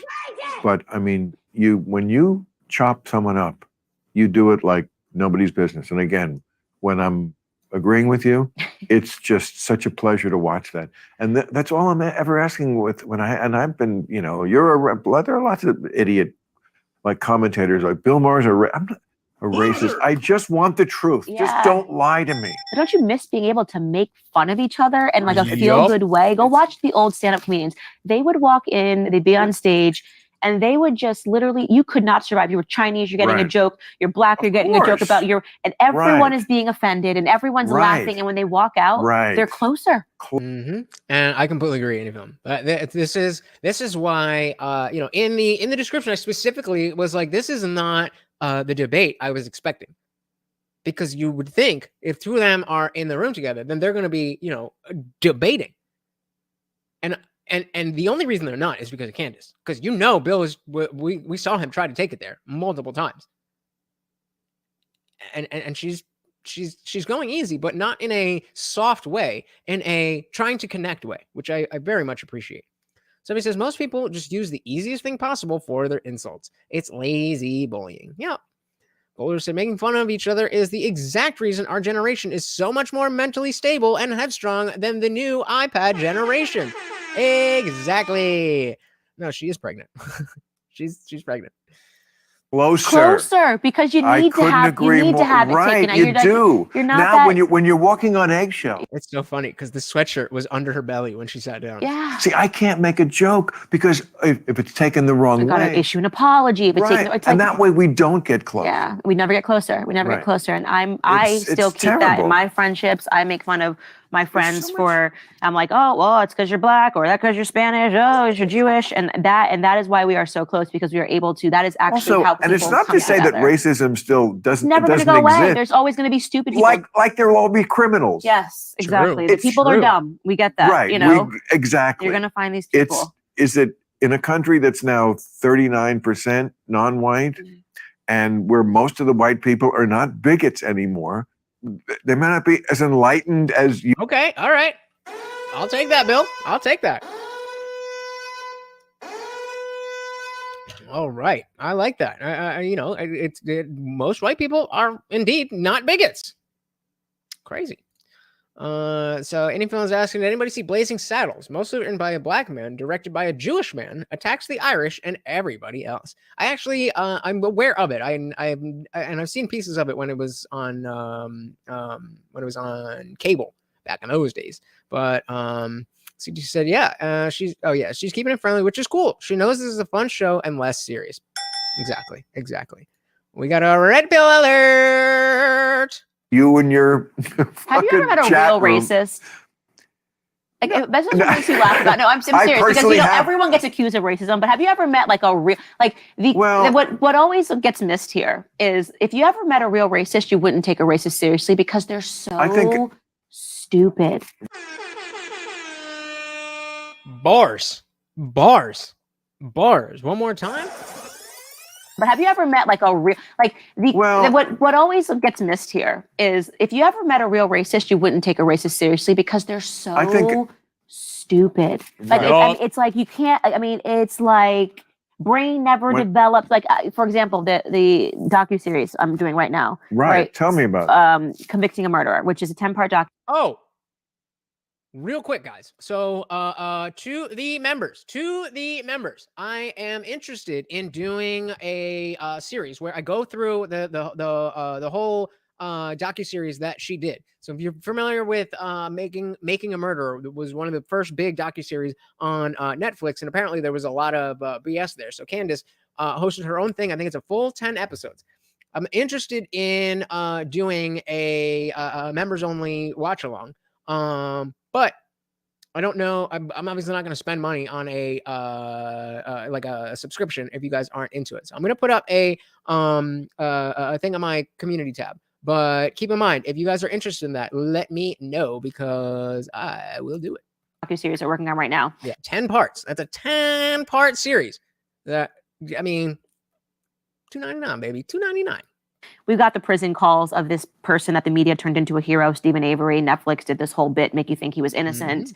And we went back and got the prison calls between Stephen Avery and his family. They should be listened to, right? They're dropping the N-word over and over.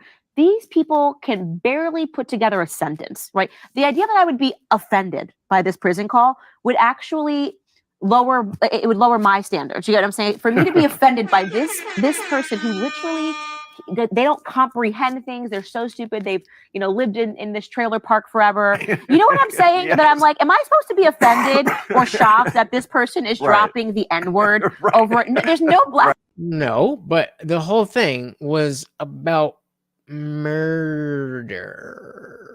So, racism bad, sure, but murder? It's a little bit different. Person that's going to watch this series and be like, well, there it is. Nobody's fearful of this racism. And by the way, ended up killing a white girl, because that's what I think people also miss, is that you're actually giving too much power. And that's what I love that my grandfather did. You give too much power to idiots. And this is, to me, and we don't have to get into a big screaming match about it, but to me, there isn't, if you ask me if Donald Trump's a racist, I would say, like just with any crime, there are gradations of it. Is he the worst kind? Absolutely not. It's a very kind of passive of his generation. Let me give you I don't necessarily disagree with that, but it's of his generation. So that means all generation is like that. a little story about like when I was working at the Bergen Community College, my summer job. I was going to Ivy League school and stupidly making like $20 a day working basically as a janitor, an outdoor janitor at the local community college. So I had this boss, you know, he was like, this was like a summer program. They hired a few college kids to give them a little money. So he was always smoking a non-filter cigarette. And one time we were on the truck going somewhere to clean some shit up, and he saw a bunch of little black kids. And he says, yeah, they're cute now, but they grow up to be the word I can't say. Right. To me, that, and I remember thinking, I was 19 years old, wow, you asshole racist. To me, that is a racist. It's a race. It's a totally racist statement. So that guy does exist in the world. Yeah. Now, that was 1974. Right. He exists less 100%. because he died. Yeah. He died. Not all of That's them. the point. No. Any film said, okay, Bill's completely off the ranch here. Donald Trump is the least racist president we've ever had. He's been honored by the NAACP. He's been honored by all these different cultures. Yeah. I mean, it's just the same thing over and over and over and over and over again. Trump bad, Trump bad, Trump bad, Trump bad, Trump bad, Trump bad. And again, it was frustrating because Bill was starting, like I said, he was starting to come back to earth. But Trump's in the picture again, and it's like right off to where he was. Right off to where he was. Any film goes on to say Trump at least in his action does not care about skin color. Yeah, that's CD says I agree. Racism isn't a yes or no thing. People can have biased or prejudiced moments. People can, as Bill just agreed with Candace about. It's also okay to acknowledge different races and make fun of those races and not be racist. It's just like, well, you said the thing. It's ridiculous. Somebody said, how is he at all? He's done a lot specifically to help black people. I don't know. I haven't seen anything that says he is. Well, he said all Mexicans are rapists and murderers, right? He said black kids are just as white kid. What's the line? Black kids are just as smart as. What's the I was. Come on, man. The line from Biden. White kids are just as good. Black kids are just as good. I don't know. You know what I mean? Though. It's like, come on. You can't sit here and say racist, and then go vote for Joe Biden. That's not how that works. CT said Trump would give black businessmen loans in the 80s when banks wouldn't fund their projects. What a racist. So, Goldholder said Donald Trump is so not racist that he even provides extra protections to keep people from talking about Zionism. Bradley said all people should watch All in the Family. The whole joke is that Archie is out of touch and from another era, but not a hateful guy. Sounds familiar. Daniel Pereira says, tell you what you want to turn into a thing. I've never been interested in buying Daily Wire Plus. Yeah, I mean I had the I did 1 month for when What Is a Woman came out, but yeah, I'm not, there we go. Poor kids are just as smart as white kids. There we go. You had it. I was right on the tip of my tongue. But yeah, I thought they had it. I thought it was a good value for that. Like I was happy to pay for the month for that that film, but it's not something that like I'm gonna check every day and watch a Ben Shapiro show. And then Matt Walsh, like the clips are kind of like, okay, I know what you think about. You're not gonna open my mind to, oh really? This is a brand new position I never thought Ben Shapiro would have on anything. Yep. So not racist even provides extra protections to Jewish people. Gomtech said, just remember, you don't vote for Biden, then you ain't black. Come on, man. It's just that simple. And again, it comes back to the idea that how conspiratorial do you believe is reasonable? If you believe there, and there's some shit in my fucking. There's a gradient here. You know, there is. That's the other thing. When that came out, I watched both Renheim Fight, and then there was the Prairie one with Gina Carano. Great movie. Shout out to Bill Bradley. You have a good one, brother. Very much appreciate you being here.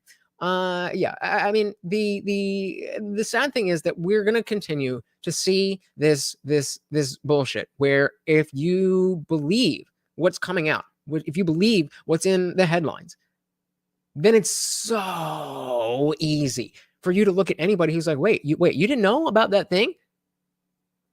To be like, oh, you're a conspiracy theorist. And it's like, well, but it's an actual conspiracy of which we have proof. So yeah, kind of, but that's not a bad thing. But a conspiracy theorist. And it's like, all right, there's no way that you can bridge that divide unless we back away from semantic obfuscation and dogmatic thinking. It's the only way. Dietrich said, Trump the man let a black woman who was squatting in his 5-star hotel that was about to be removed by staff live there for years. The only one who said anything was the press, said anything to the press was her praising him. It was like racism is looking at people from skin colors and thinking they're not as capable as other people from different skin colors than Biden is the most racist. Bingo. Yup. Well, so whenever I heard a negative headline about Trump, I always go watch the speech he gave or whatever the clip is from, and good at least 80% of the time, they're at least twisting his words, if not completely making it up. It was Guamtech was asking earlier about what brought me to this side of things and from being a never Trumper. It was seeing that over and over and over and over again, that you guys are not telling the truth. So why would I fucking trust you? Even if he's a brash dude, I'm a brash dude too. But I'm a nice dude. And I think I'm pretty smart too.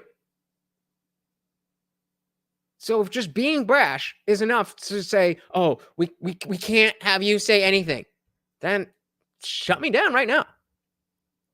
So if it's no longer a theory, then you are just right. Exactly. And context always matter, not 15 chopped up clips. Bingo. Exactly.